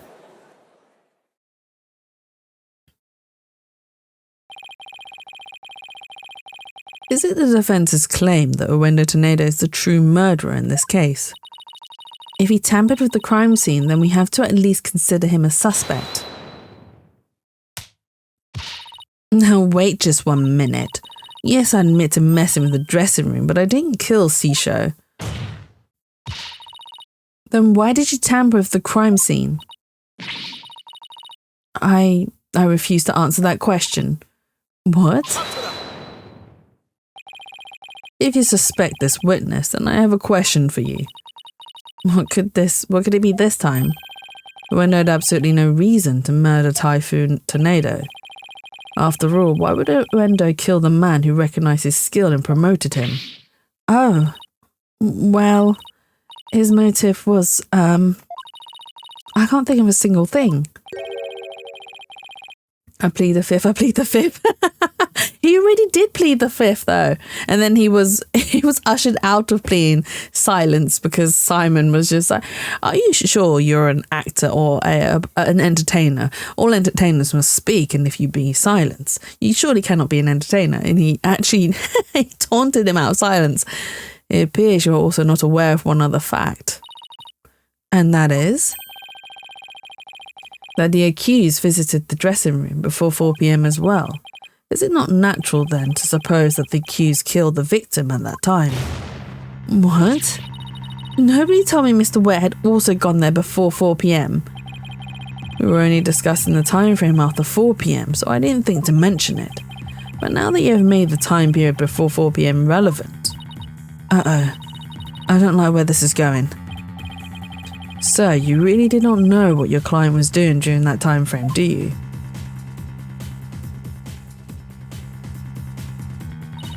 Well, it was all very sudden, and why did you wait until the very last second to contact me, Simon? Don't you give me that look. And just so you know, Bucky never told me you had visited the master before 4 p.m. either. This sort of thing is exactly why that prosecutor keeps calling us unprepared. The defense will stop squabbling this instant. So sorry, Your Honor. Prosecutor Samadhi, please continue. Thank you, Your Honor. Oh, he's got the upper hand this time. Why do they do this every single time? They always, withhold information from us just to catch us out. Defense, you know of the sober-making implements in the dressing room, right? Is he talking about the equipment for making soba noodles? You speak of the large bowl that is used to mix buckwheat flour and water, the long rolling pin and the special knife that is used to cut the dough into noodles. Precisely. These tools all came from the accused sober shop. You mean they didn't belong to Master Tornado? Mr. Ware had visited the dressing room to give the victim a sober-making lesson, and that visit was before 4 p.m. I'm afraid that after the accused kneaded the dough and made those noodles,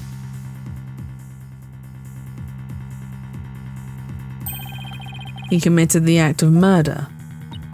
But wait, that doesn't add up. If Mr. Wet killed the victim before 4 p.m, why would he return to that room at a later time? Oh? Who said hold it? Oh, he did. Oh, is he a skater too? Is he a skater as well? Oh, Wet sober, your kit and caboodle when it comes to noodles. All done. Welcome back, Mia, and well done for doing all of your gadgets. What I missed. So we accused Wendo of being the murderer, but it's been flipped around to say that actually Bucky also visited the master before 4 p.m, so he could still technically be the murderer. And why wouldn't he take his stuff with him and he killed the master? Also true, why would he leave all the stuff there instead of taking it back? Oh my. Hiya, Miss Chickadee. Hiya, Simey. The reason I went back is because Master Tornado ordered uncooked noodles. Oh, is he going to throw it? Mr. Wet? I think he's kind of cute, though. Yesterday, I brought noodle-making tools to the dressing room at around 2 p.m.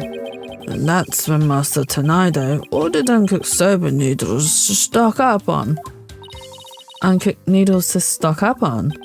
Yes, ma'am. Master Tornado kept a supply of soba noodles from my shop in his fridge.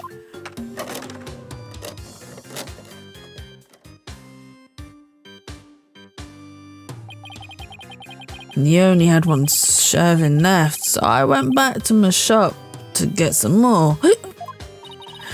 One serving noodles in the fridge, but I thought the fridge was practically empty. Jazz is willing to sacrifice her sister just to not give away taiyakis.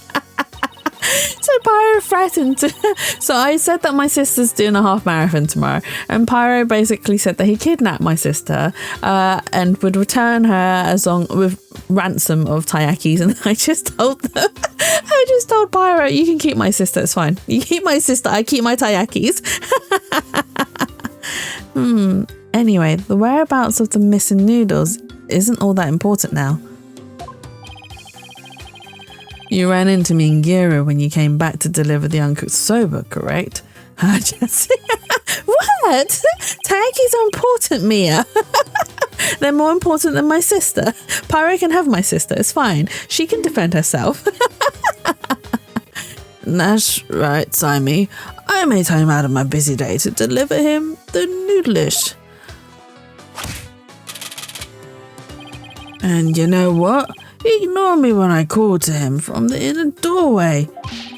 He just kept mumbling Rakuku lines for ages, so I got mad and went back to my soba shop.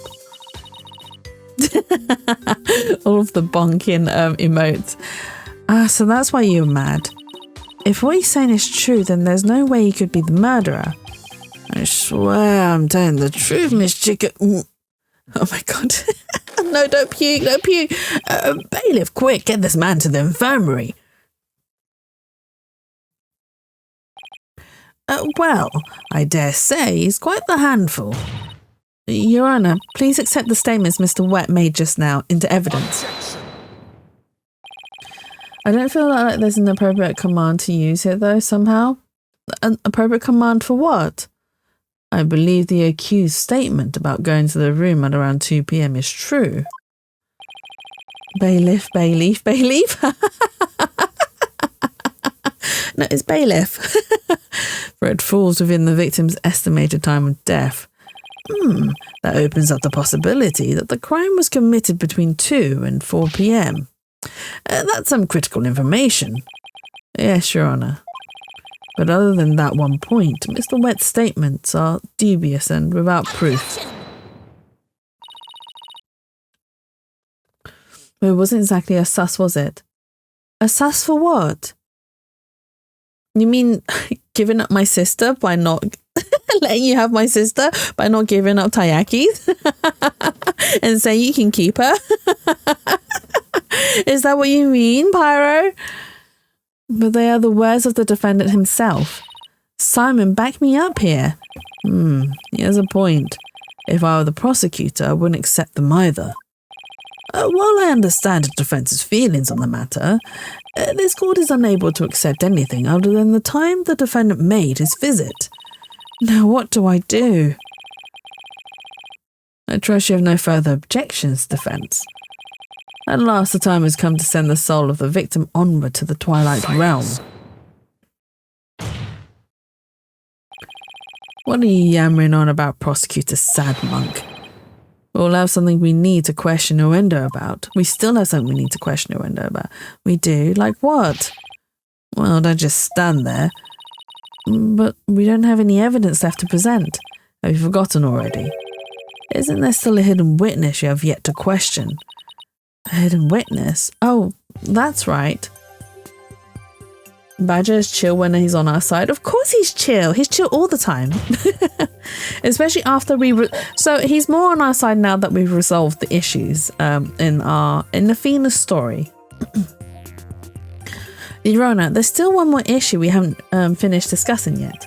Oh, and what is this bit of unfinished business? We haven't finished discussing this issue related to Uendo. Owen. We still have to discuss the possibility of a fourth personality, the one named Owen. Are you suggesting that this fourth personality for Wendo's might be the true culprit? Geez, not that again. I told you, we don't know anything about this Owen. Look, Owendo, I know you don't have any motive to kill your master, but this Owen may have won for all we know. Come clean now, Owendo. You've got another personality stashed away, haven't you? Please tell us everything you know about Owen. That's enough. The witness has already stated that he knows not of any Owen characters. Bravo, you tell him, Mr. Prosecutor. Hey, Patches, If you claim you don't know Owen when you really do, that's tantamount for perjury.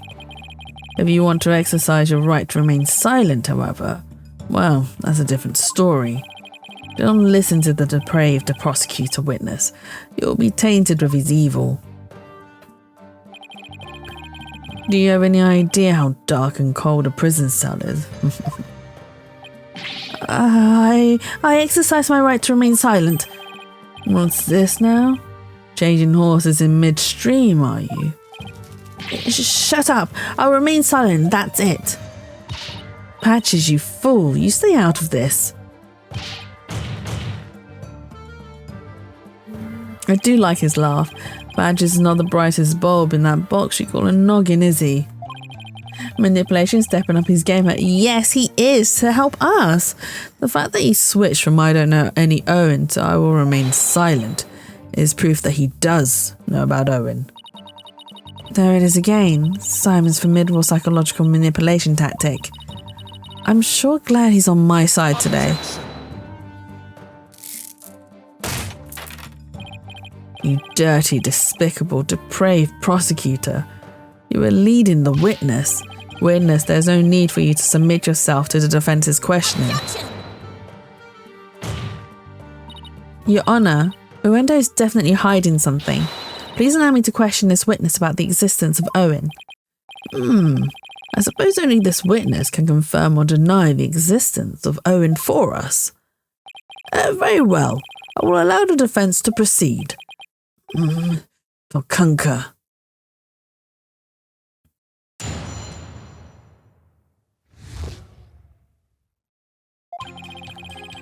I've never met any personality named Owen. Patches was just blurting out nonsense in a panic. We're always aware, so we definitely notice if a personality like that showed up. How dare you treat me like a criminal based on mere conjecture? Wow, how am I supposed to deal with the testimony of 3 personalities? Unless you can prove the existence of Owen here, it's all over. You best screw your courage to the stick in place and attack their testimony head on. Alright, I will. Just stop piling the pressure on me. I have to draw out some info, anything to drag Owen out into the open. How is she going to do it, though? Like, are we gonna... do we have to rage bait him into, like, showing himself?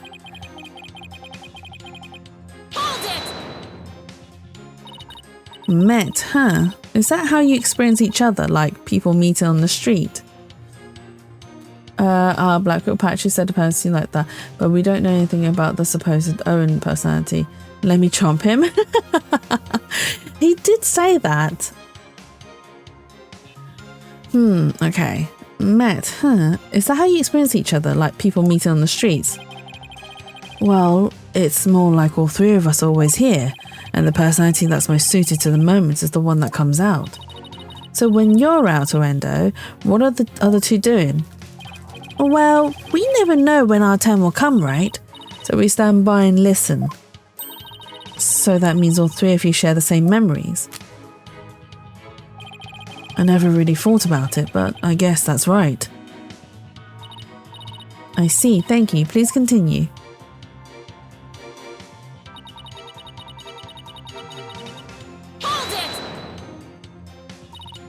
Patches, can I have a word with you, please? Why hello, you rang? You said at first that you didn't know anybody named Owen, but then you exercised your right to remain silent. Were you afraid of committing perjury? Well, you see... I'll take over from here if you don't mind. Listen, I hate to say it, but Patches is about as smart as a sack of rocks. If you grill him with a bunch of high-falutating words, he's going to want to keep silent. Patches is funny. I see. So looking after loose-tongued Patches is your role, is it, Miss Kisagawa? Well, I don't know about that, but anyway. I do know that Patches was just flustered, and that's why he decided to remain silent.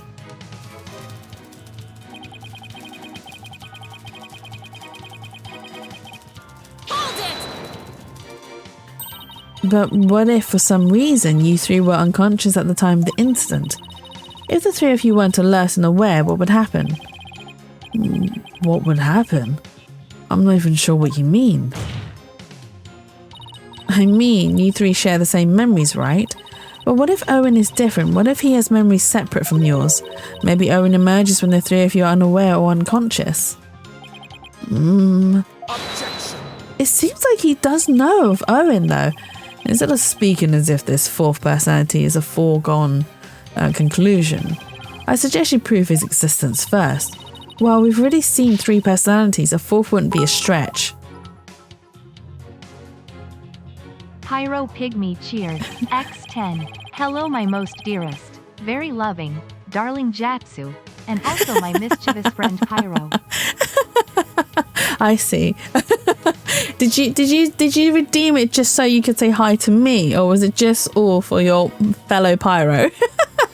But welcome in, Pyro. I hope you're having a lovely and wonderful evening so far. And thank you so much for the 10 bits. That's very sweet and kind of you. My most dearest and very loving darling Jatsu. Oh my god. I wonder what other quotes you're going to come up with soon. But thank you so much. Thank you. Hope you're having a lovely and wonderful weekend so far. Wouldn't you like to know?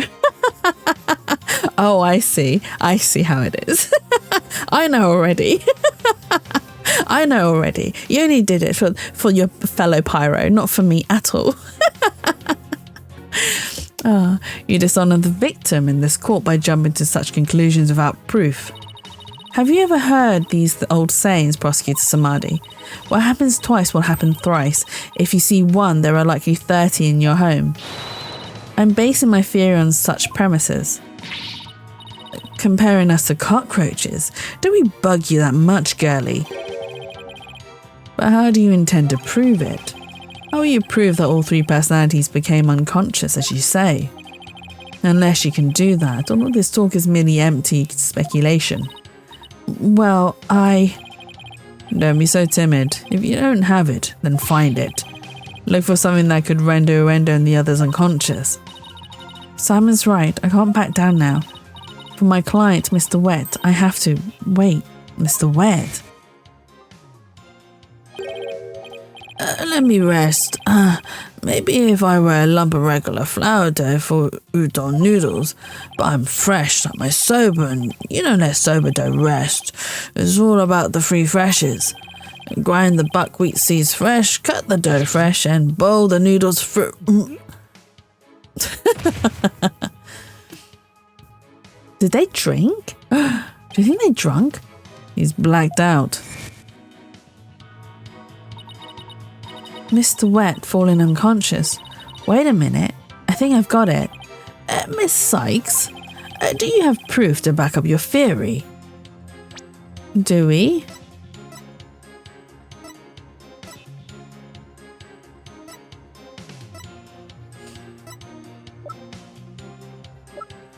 Hang on. Master was confirmed alive at 4 p.m. Bucky entered the room. Owen discovered the victim's body upon entering the room after Bucky left. Before Bucky came to the theatre, Gary was standing outside feeding the dog a number of dumplings left in his yard. Okay, so it can't be that. And I contained balloons open. No, that's not it. Wait, was there another piece? No. Steed. Had they been drinking?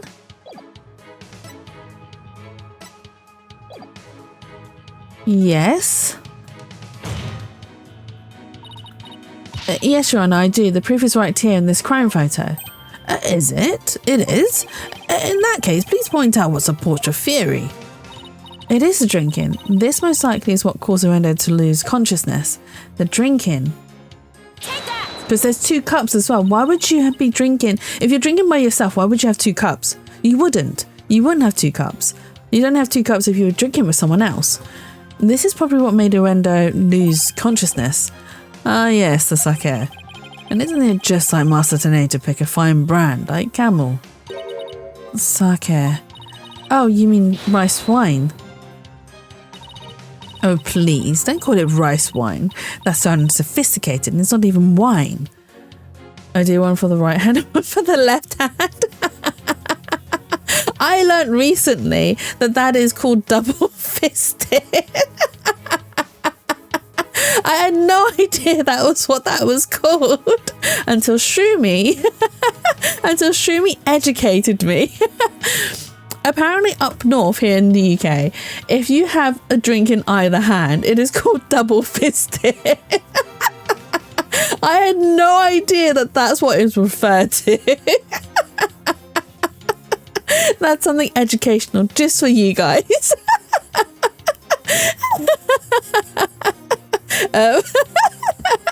So that is also used here in the Midwest.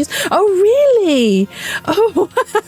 I'm glad. Okay, so apparently it's not just a UK thing then. I'm a caution. I don't get it. So, Mia. So, well, in that innocent sort of term, it's called double fist, where you have a drink in each hand. It's because the way you hold your cup, so you're holding them in like fists style kind of thing. I know you're not like fully closed fists, but you know, it's almost like you got two fists. So that's why it's called double fisting. But there is also a very bad sexual term called fisting. Which is to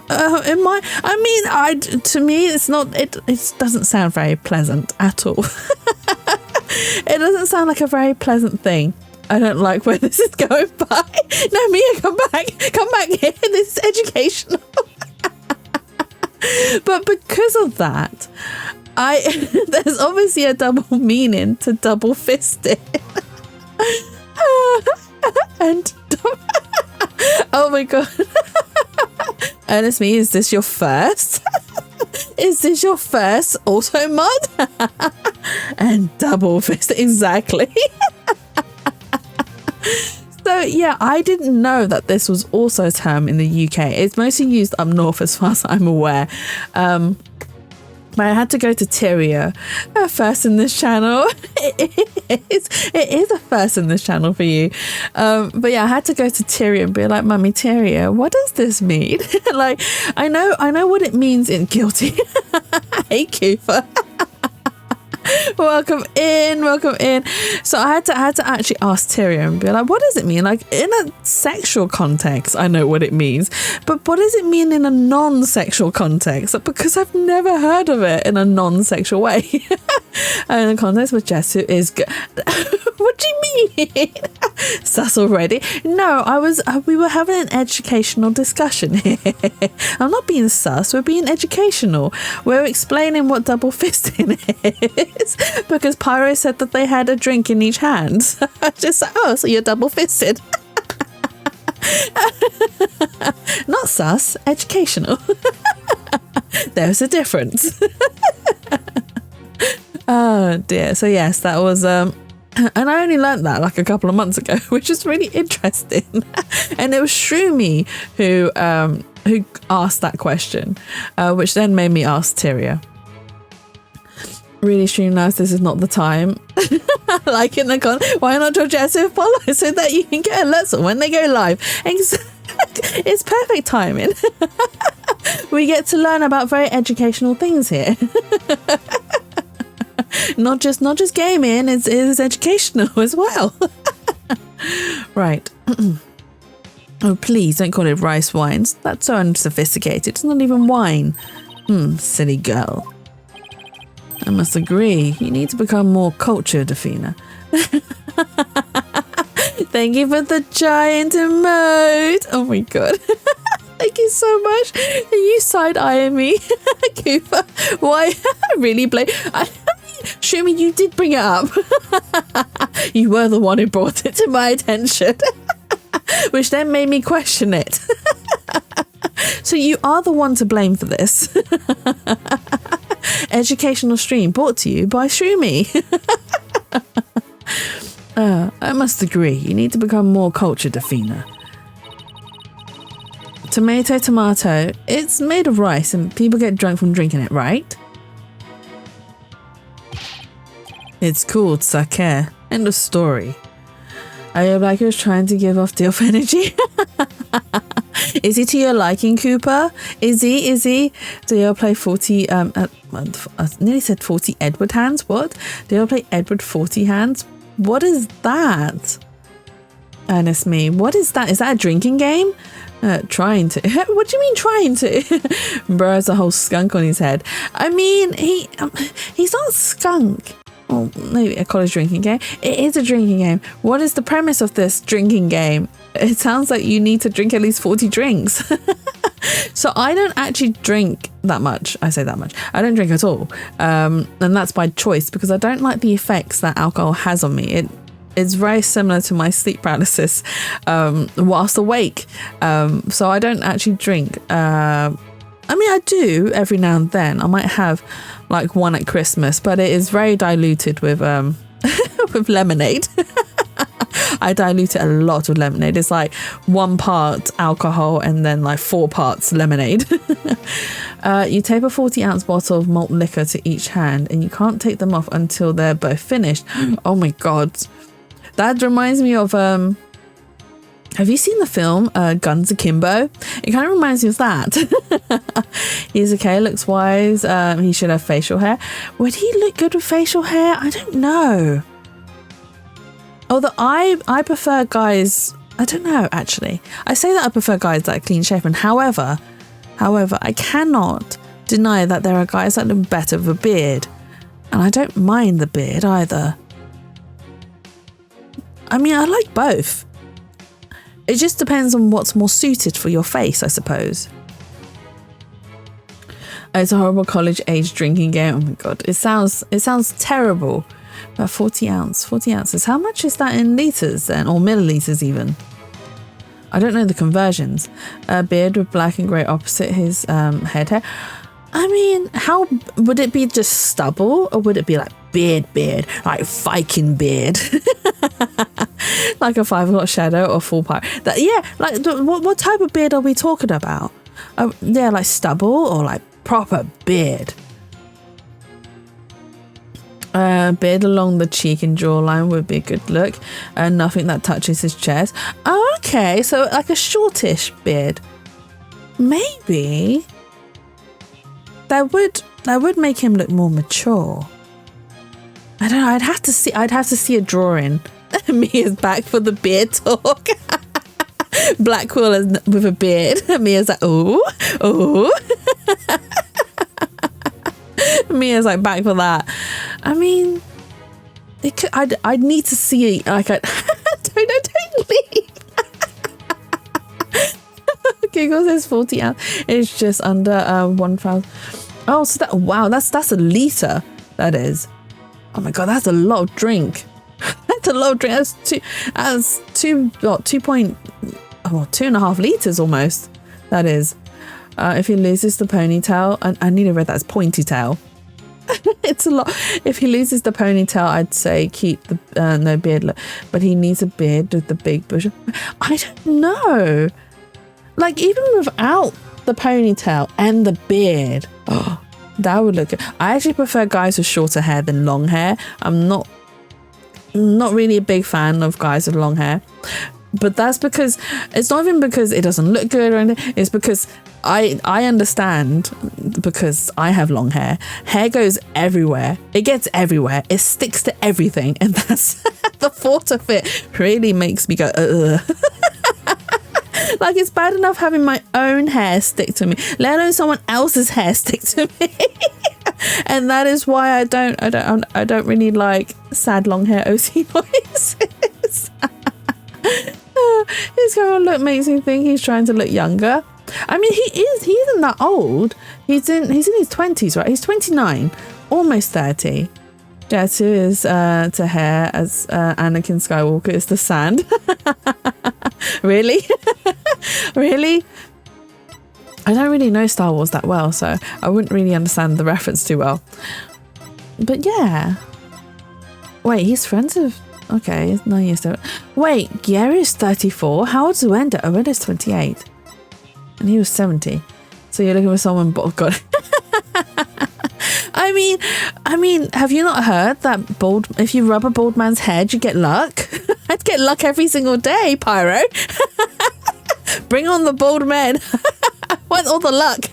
Give me all the luck. Classy is 30. Right? She's 34. It's called sake. End of story. Fine, sake it is then. Ay caramba, everybody's so touchy about these things. I recall Master Tornado would often have a drink or two before performing. He said it made him more eloquent. Drinking too much of the stuff can make one lose consciousness though, of course.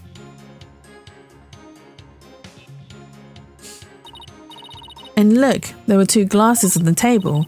Oendo, I believe your master offered you some sake.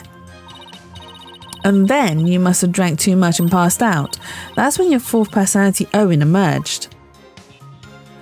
I'd love to tell her a joke, but it might take a few months for her to get it. Wait, tell who a joke? Me a joke? Or Gieru the joke? It's coarse and rough and irritating and it gets everywhere. Is that the beard that you're talking about? It's me? Is that the beard? I don't know. I've never really grown a beard.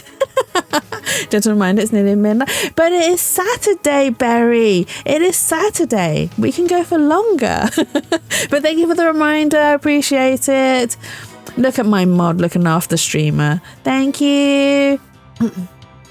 You wouldn't get it. It's Sunday. It's Saturday today. Don't tell me it's otherwise. Don't ruin it from me, Cooper. I need the extra day off. I am tired. I am tired. I am just tired. Just tired. I drank sake. Oh, that's a good one. We have a real sweet tooth, you see. So yes, we did accept a sugary red bun bean. But since we really dislike sake, we said no, thank you to that. Believe it or not, we're real weak when it comes to booze. Hee. Even a tiny drop can knock us right out. So you see, I had a sweet manju bun, but I didn't drink any sake. What? But that can't be right. I've hired this ouse to at you. What? You've hired the what to what at me? You've hired this house to stare at me. Ouse? Mouse? Mouse. You're missing an M. Is that mouse? I'm trying to decipher what you said. Oh my god. The defense demands that the glasses be examined right away. You amateur. Did you really think I had not already done so? Your foolishness is beyond the pale. Don't tell me. There was no trace of the witness having touched either of the glasses naturally. Right, of course. Miss Sykes, would you like the witness's statement added to this? Yes, please, Your Honour. Very well. Thumbs up, thank you. Thank you for the thumbs up. But I didn't drink any sake. He didn't, but then how did he get drunk?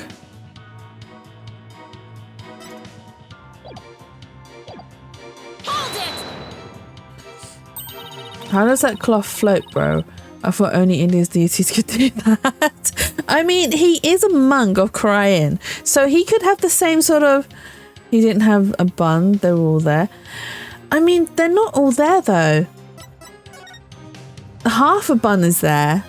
And he said he had half a bun. And then there's one missing from the box. But there is one. They did have one. But then there was two. But here's another thing as well. So in the evidence, not here. Here. It says that there are 2 drink cans in the fridge. But why would they mention the drink cans in the fridge? Right? Why would they mention that? It seems unimportant. So I'm assuming maybe one of the drinks, maybe the drinks in the fridge are alcoholic. So if you had even a tiny sip of sake, you'd conk right out, huh? That's why you didn't touch the glass that Master Tornado offered, correct? Yes, that's right. Then maybe you ate something that had sake in it as an ingredient. I don't recall doing anything like that. He doesn't recall doing it. But that doesn't necessarily mean he didn't. He just might have known that he did. I better take another good look at the evidence. So, you didn't drink any sake, huh? Oh boy, now we're in trouble. That kind of answers exactly why Sad Monk keeps insulting you. Now use your head. There are countless ways Uendo could have gotten sake into his mouth besides drinking it. Well, I don't know about the countless part, but nothing. Give it some thought, and you'll figure something out. So the witness must have had something that contains sake. Is there anything in the court record that hints at something like that? Wait, evidence in the court records?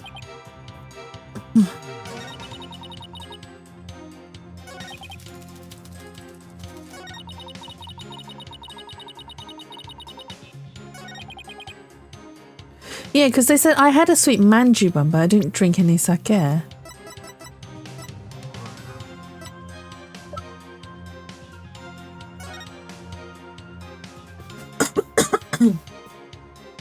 Oh, excuse me. Could you be right? Because, I mean, he said he had one, but does that indicate that he had a full one? Or not? And the thing that we're supposed to present as well is to show that he had alcohol.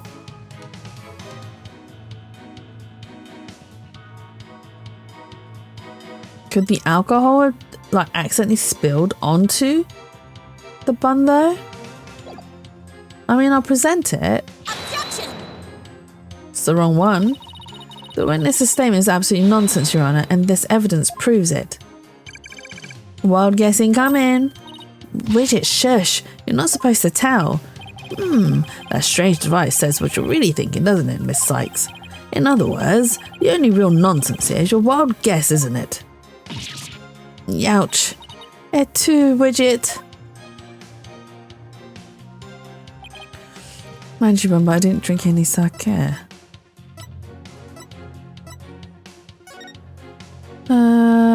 Yeah, for time no. Must say it was confirmed alive for being Bucky went into the room. Ryan discovered the victim's body upon entering the room after Bucky left. Before Bucky came to the theatre, Gary was outside feeding the dog. And Dumplings, the dog, buried his leftovers in the yard. Okay, that's not it.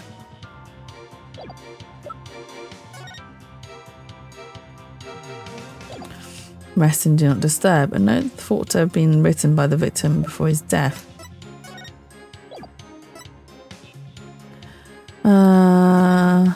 Suffocation.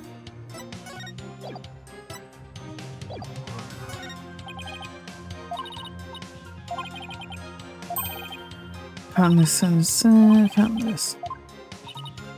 Most must have something contain sake. Is there anything in the court record? Hint. Person's got patches bursting out, voice being aware. How do you treat me? Like coronavirus injection. I had a sweet manju bun, but I didn't drink any. That side profile of his would be excellent with a beard. You mean Simon? I mean, yeah. I think he'll still half work and, but I'd have to see it. I'd have to see a bit of fan art. Of the victim before his death.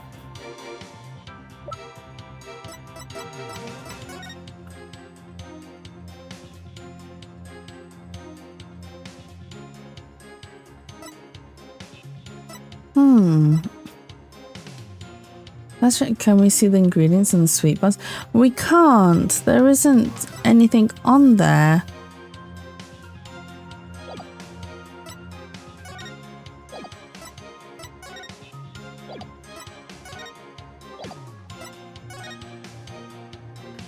I don't really know what else to present. Because I presented this crime scene photo Wait, is that ripped paper on the sweet? It is. It is from the sweet buns. You can't see the ingredients, but you can see the packaging.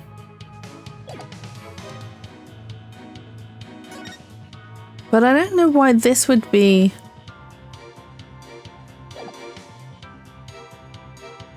Because it said that the victim wrote it before his death.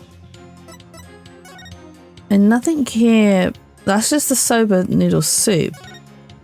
But I don't think this would be the evidence to present. Right? Because, yeah, the packaging, that piece of paper, the rest of the note is written on the paper that has camel pictures, and Simon said so it was camel brand. Oh! Yes, and the manju buns has camels on them. Oh my god, you're so smart. Look at the pattern of that and what it relates to that. So sweet buns was also camel brand. Yes, you are right. This shows what most likely made Orenda lose consciousness. That note. Are you feeling lightheaded, child? Or perhaps a bit peckish? I'm not hungry. My head feels just fine. Thank you very much. Look at the paper this note is written on. Isn't there something familiar about it? What exactly is your point, Defense? This faint design here reminds me of the paper from... Yup, it's a piece of the wrapping paper on the box of manju buns by the victim on the floor. Orenda, you may not have drunk any sake, but you did eat a sweet red bean bun, right?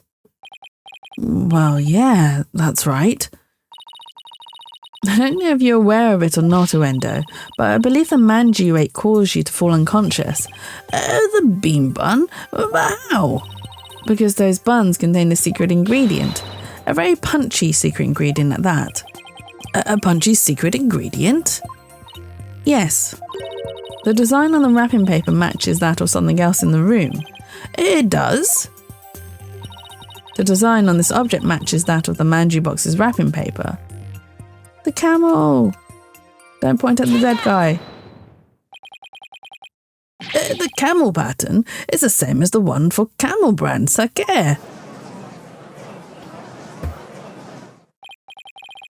So, just as Orenda said, he didn't drink any sake per se, but he did eat something.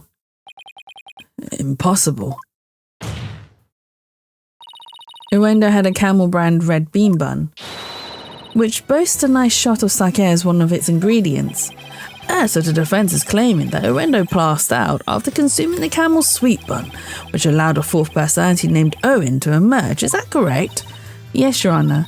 That's exactly what I'm claiming. He's pew. But there's one thing that bothers me. Wouldn't the alcoholic content of the buns evaporate as they are steamed?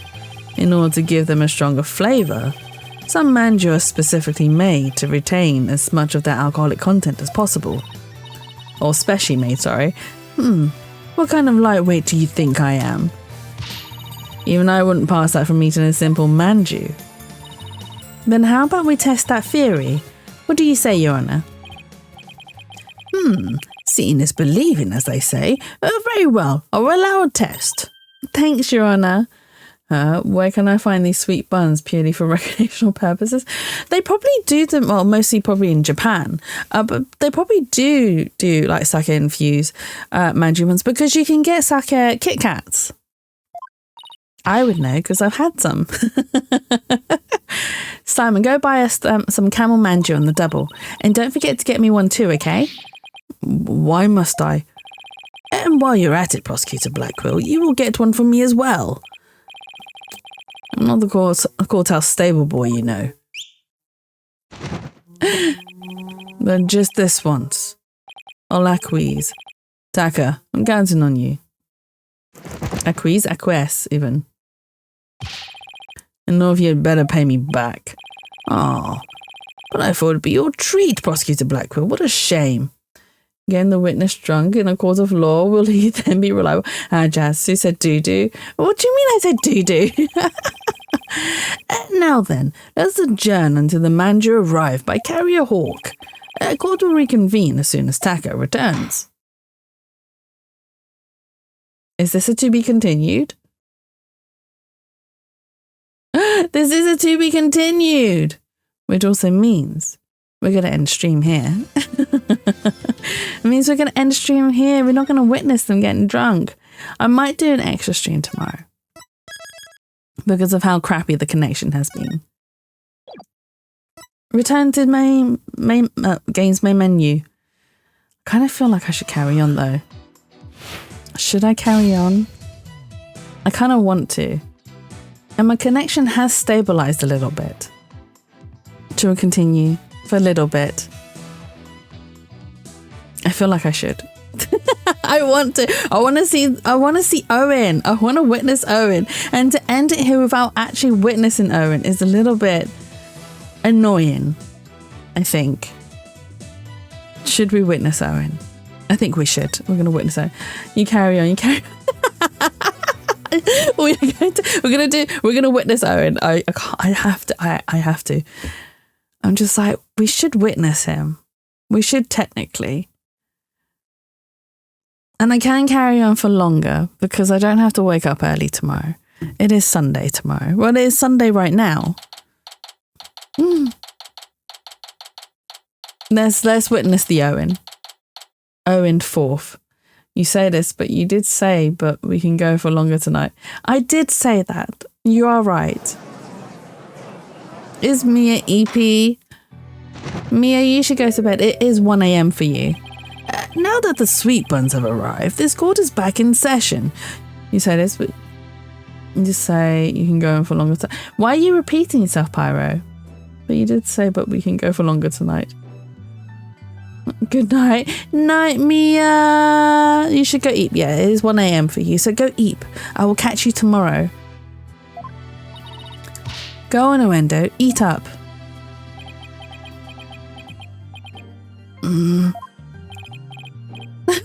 The judge is like,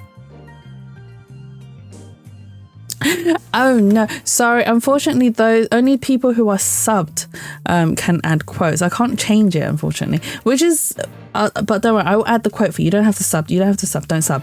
Jatsu VT fair. Wait, it's not me that says it, it's Pyro that said it. Pyro Pygmy that said it. You say this, but you did say, oh, did she say it wrong? But we can go for longer tonight. 1, 2, 3. There we go. Quote added for Pyro Pygmy. But you did say, but we can go for longer. Oh, is that why you repeated yourself? Quote has been added, but yes, don't worry. I can add the quotes, and you don't have to sub to my channel to do it. But yes, just to protect myself a little bit, I have. Well, it's not that I have set it, but the bot has automatically set it as only those who are subbed and moderators can add quotes. A nice flavour. You can really taste the sake. That was delicious. Yes, a unique sweetness and the faint aroma of sake. Yet I hardly think that anyone can pass out from eating something like this. What's the matter, Endo? You're not afraid of a tiny manju, are you? Or are you scared of how many calories it has? Don't be ridiculous. A sweet little snack like this couldn't possibly... I mean, it could never. Less bleating, more eating, witness. Fine, whatever. We're gonna meet Owen.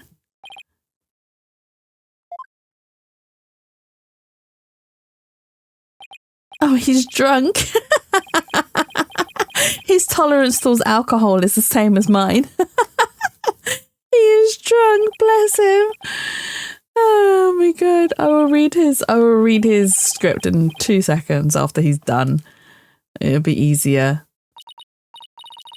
Oh, he switches. Oh, wait. Is Owen gonna be...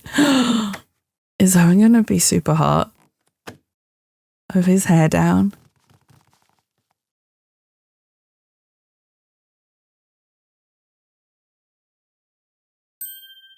Oh.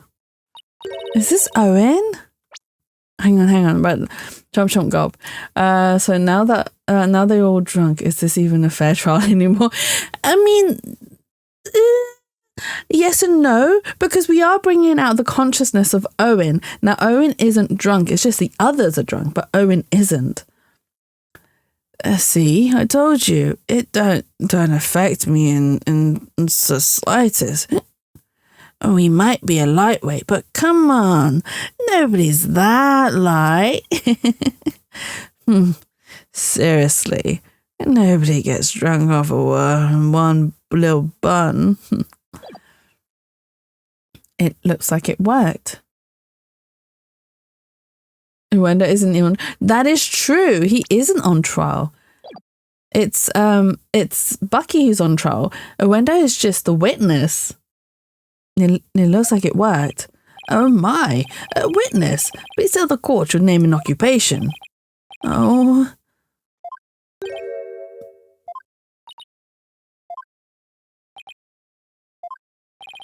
No. My name is Owen.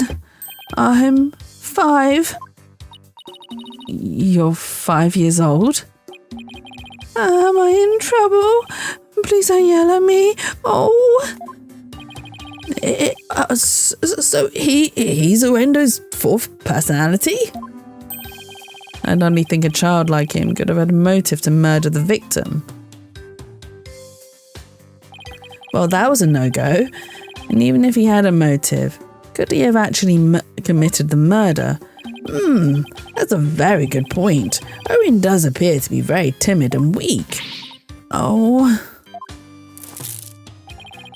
It seems the defense was hoping this hidden personality would be the real killer.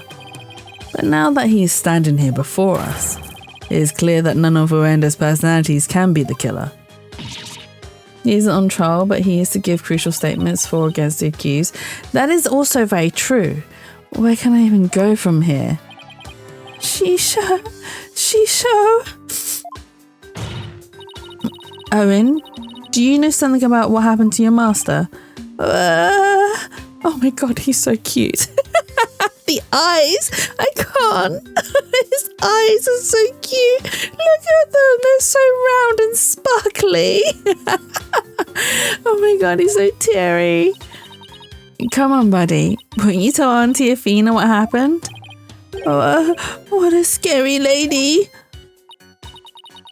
I'm not scary. Look at Auntie's big smile. Tell me about your master, please. Pretty please with sugar on top? Okay. Shisho was super nice. He always played with me.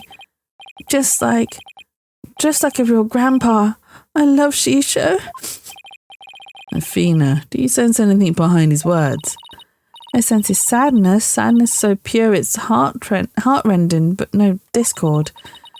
Prosecutor Samadhi's right. Owen isn't the killer. Oh, I think Simon thinks otherwise. But then don't you find it odd? Find what odd? Let's review what we've learned so far. Wenda rearranged the karate cards to pin the blame on Bucky. Well, that's because the original message implicated Owen. But Owen's only 5 years old and absolutely adores Master Tornado. Tornado even. Exactly. The other 3 personalities also have no motive for murder.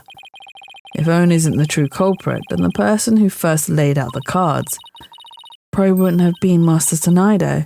So then who did it? Defense? Did the appearance of Owen help you figure anything out? Yes, Your Honor. I now know who it was that first laid out the karate cards. But I thought it was the victim, right? No, Your Honor. I don't believe it was. The one who first arranged the karate cards on the table was none other than the true killer, wet noodle number 3, Wendo's 5th personality, the true killer. I believe the person who laid the cards out is the very person who killed Typhoon Tornado. How quickly you move on to a new target when your own theory proves false. You Polkonen. Polkonen even. I don't know what a Polkonen is, but I know I'm definitely not one. And before you start with the sermons, why don't you hear me out? Yes, let's hear the defense's reasoning. Please proceed, Miss Sykes. But if you are bluffing, I won't go easy on you. I understand, Your Honour. Now then, please recall the original crime scene. Who did the karate card's name when the scene was discovered?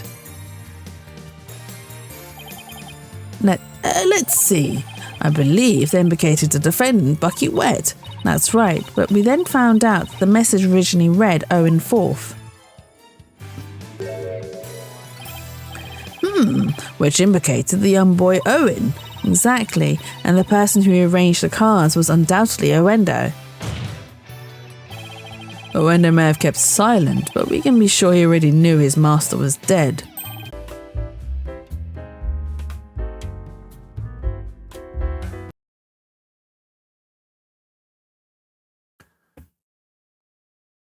Are we back? Did I completely drop out? I think I completely dropped out there. No. Boo. For God's sakes. Especially when I decided to continue as well. What are you like? What are you like? Okay. At least we're back. Oh no, the broadcast has ended. No. I am back. Refresh.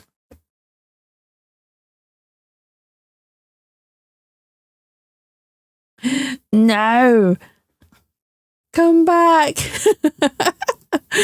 Come back, everyone. I'm sorry. My connection's really bad today. Boo. I'll play around the settings again tomorrow. But let me get through this testimony with Owen and then we'll call it a night. Because clearly tonight's not our night. Yeah, so much for the connection step. Right. When I was like, oh, it should be fine. We've been going for a good few hours now. It's okay. We can continue. But we are at a crucial point. And I don't know whether to stay or to just end stream. Because it is annoying. And I'm worried that it's going to dip again very shortly. Oh, rip VOD as well. My poor VOD. I have to stitch them all back together. No. This sucks. Okay. Right. I think we should be fine for the time being. Now let's get through this testimony. I'll do another hour or so. And hopefully it will hold up and then we'll call it a night. It's all right, Owen. Go ahead and tell us what you know. Testimony from Owen. Shisho was standing with a knife in his hand. Blood was dripping onto Shisho's face, getting all red. I couldn't move at all. I was so scared. I passed out. Oh, poor Owen. This eyewitness testimony from the moment of the murder. Owen, can you tell us anything else about what you saw? I was so scared. Oh, so scared. Owen, his emotions are spiraling out of control. Something must have really frightened him. Is he all right? His emotions are running wild because he's trying to recall something frightening to him. I recommend a therapy session right away. I see. Yes, please do whatever you can to help the poor boy. Will do, Your Honour. I better find the cause of these out-of-control emotions pronto.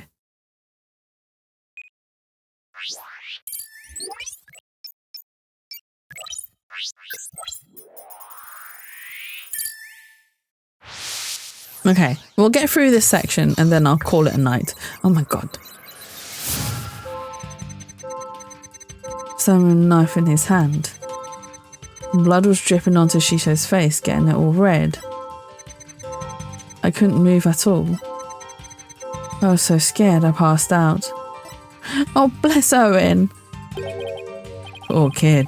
He's absolutely terrified of something. Whatever it is, it might be the root cause of his out of control emotions. I better take another careful look at the images. Shisho was staring at a knife in his hand. Blood was dripping onto Shisho's face. I couldn't. Maybe it's the blood, right? Right, let's probe. But it also doesn't make sense that he had blood dripping on his face. So yeah, right? How could blood be dripping on his face whilst he's standing? Yeah, blood was dripping down onto Shisho's face. Blood? I don't remember seeing any blood in the crime scene photos. Besides, if the victim was standing upright, how could blood drip onto his face? As I expected, what we managed to obtain from this child is a towel he dreamt up. I guess it's a little weird for blood to drip onto the victim's face if he was standing up. Unless it dripped down from the ceiling or something. What do you think, Simon? I don't know. Owen's one confused and upset kid right now, so who knows how accurate his memory is. Maybe it's time for that thing instead. Huh? What thing? That thing that you and your cohorts do. What do you call it? Rotate your thinking about. Oh, you mean turn your thinking around? Yes, whatever. It's the same thing either way. No, it isn't. Who's ever heard of rotating your thinking? Rotate your thinking? Rotate your brain. I mean, rotate is... Hey, wait a minute. What? You know what, Simon? In this case, I think rotate just might work perfectly after all. Come again. All I have to do is rotate things by 90 degrees. When he saw his master, Owen must have been...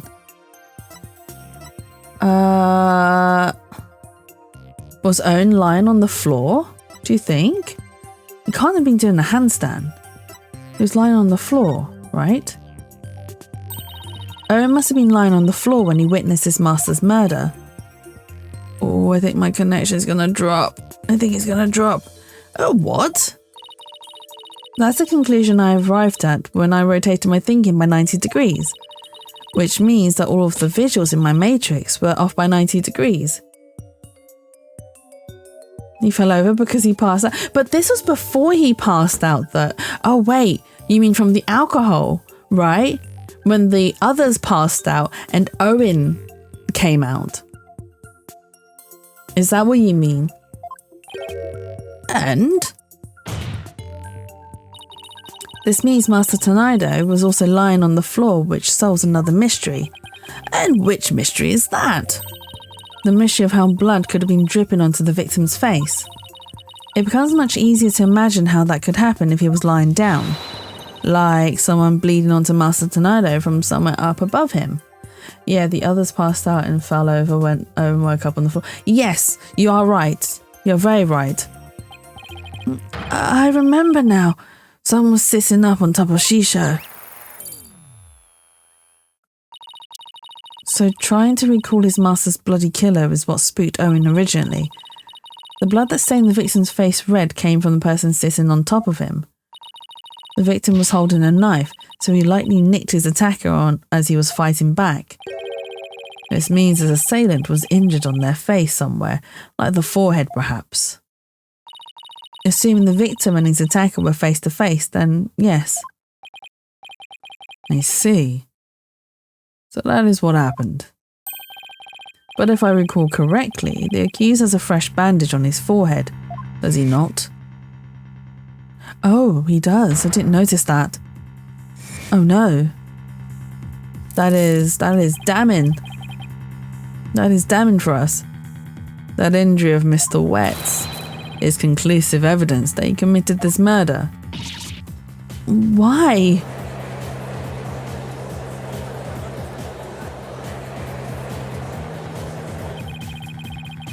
It seems you have dug yourself into a pit you cannot crawl out of. No. Even though I figured out the reason for Owen's out of control emotions, all I did was raise further suspicion against my own client. What do I do now? What's the matter? You aren't thinking of throwing in the towel, are you? But it looks so bad for Bucky. I mean, he had both motive and opportunity. Plus, he has an injury on his forehead. Your Honor, I sense that the defense is finally ready to let it go and move on. Oh no, my connection is dropping like crazy. Well, Miss Sykes. I understand that you don't want to give up.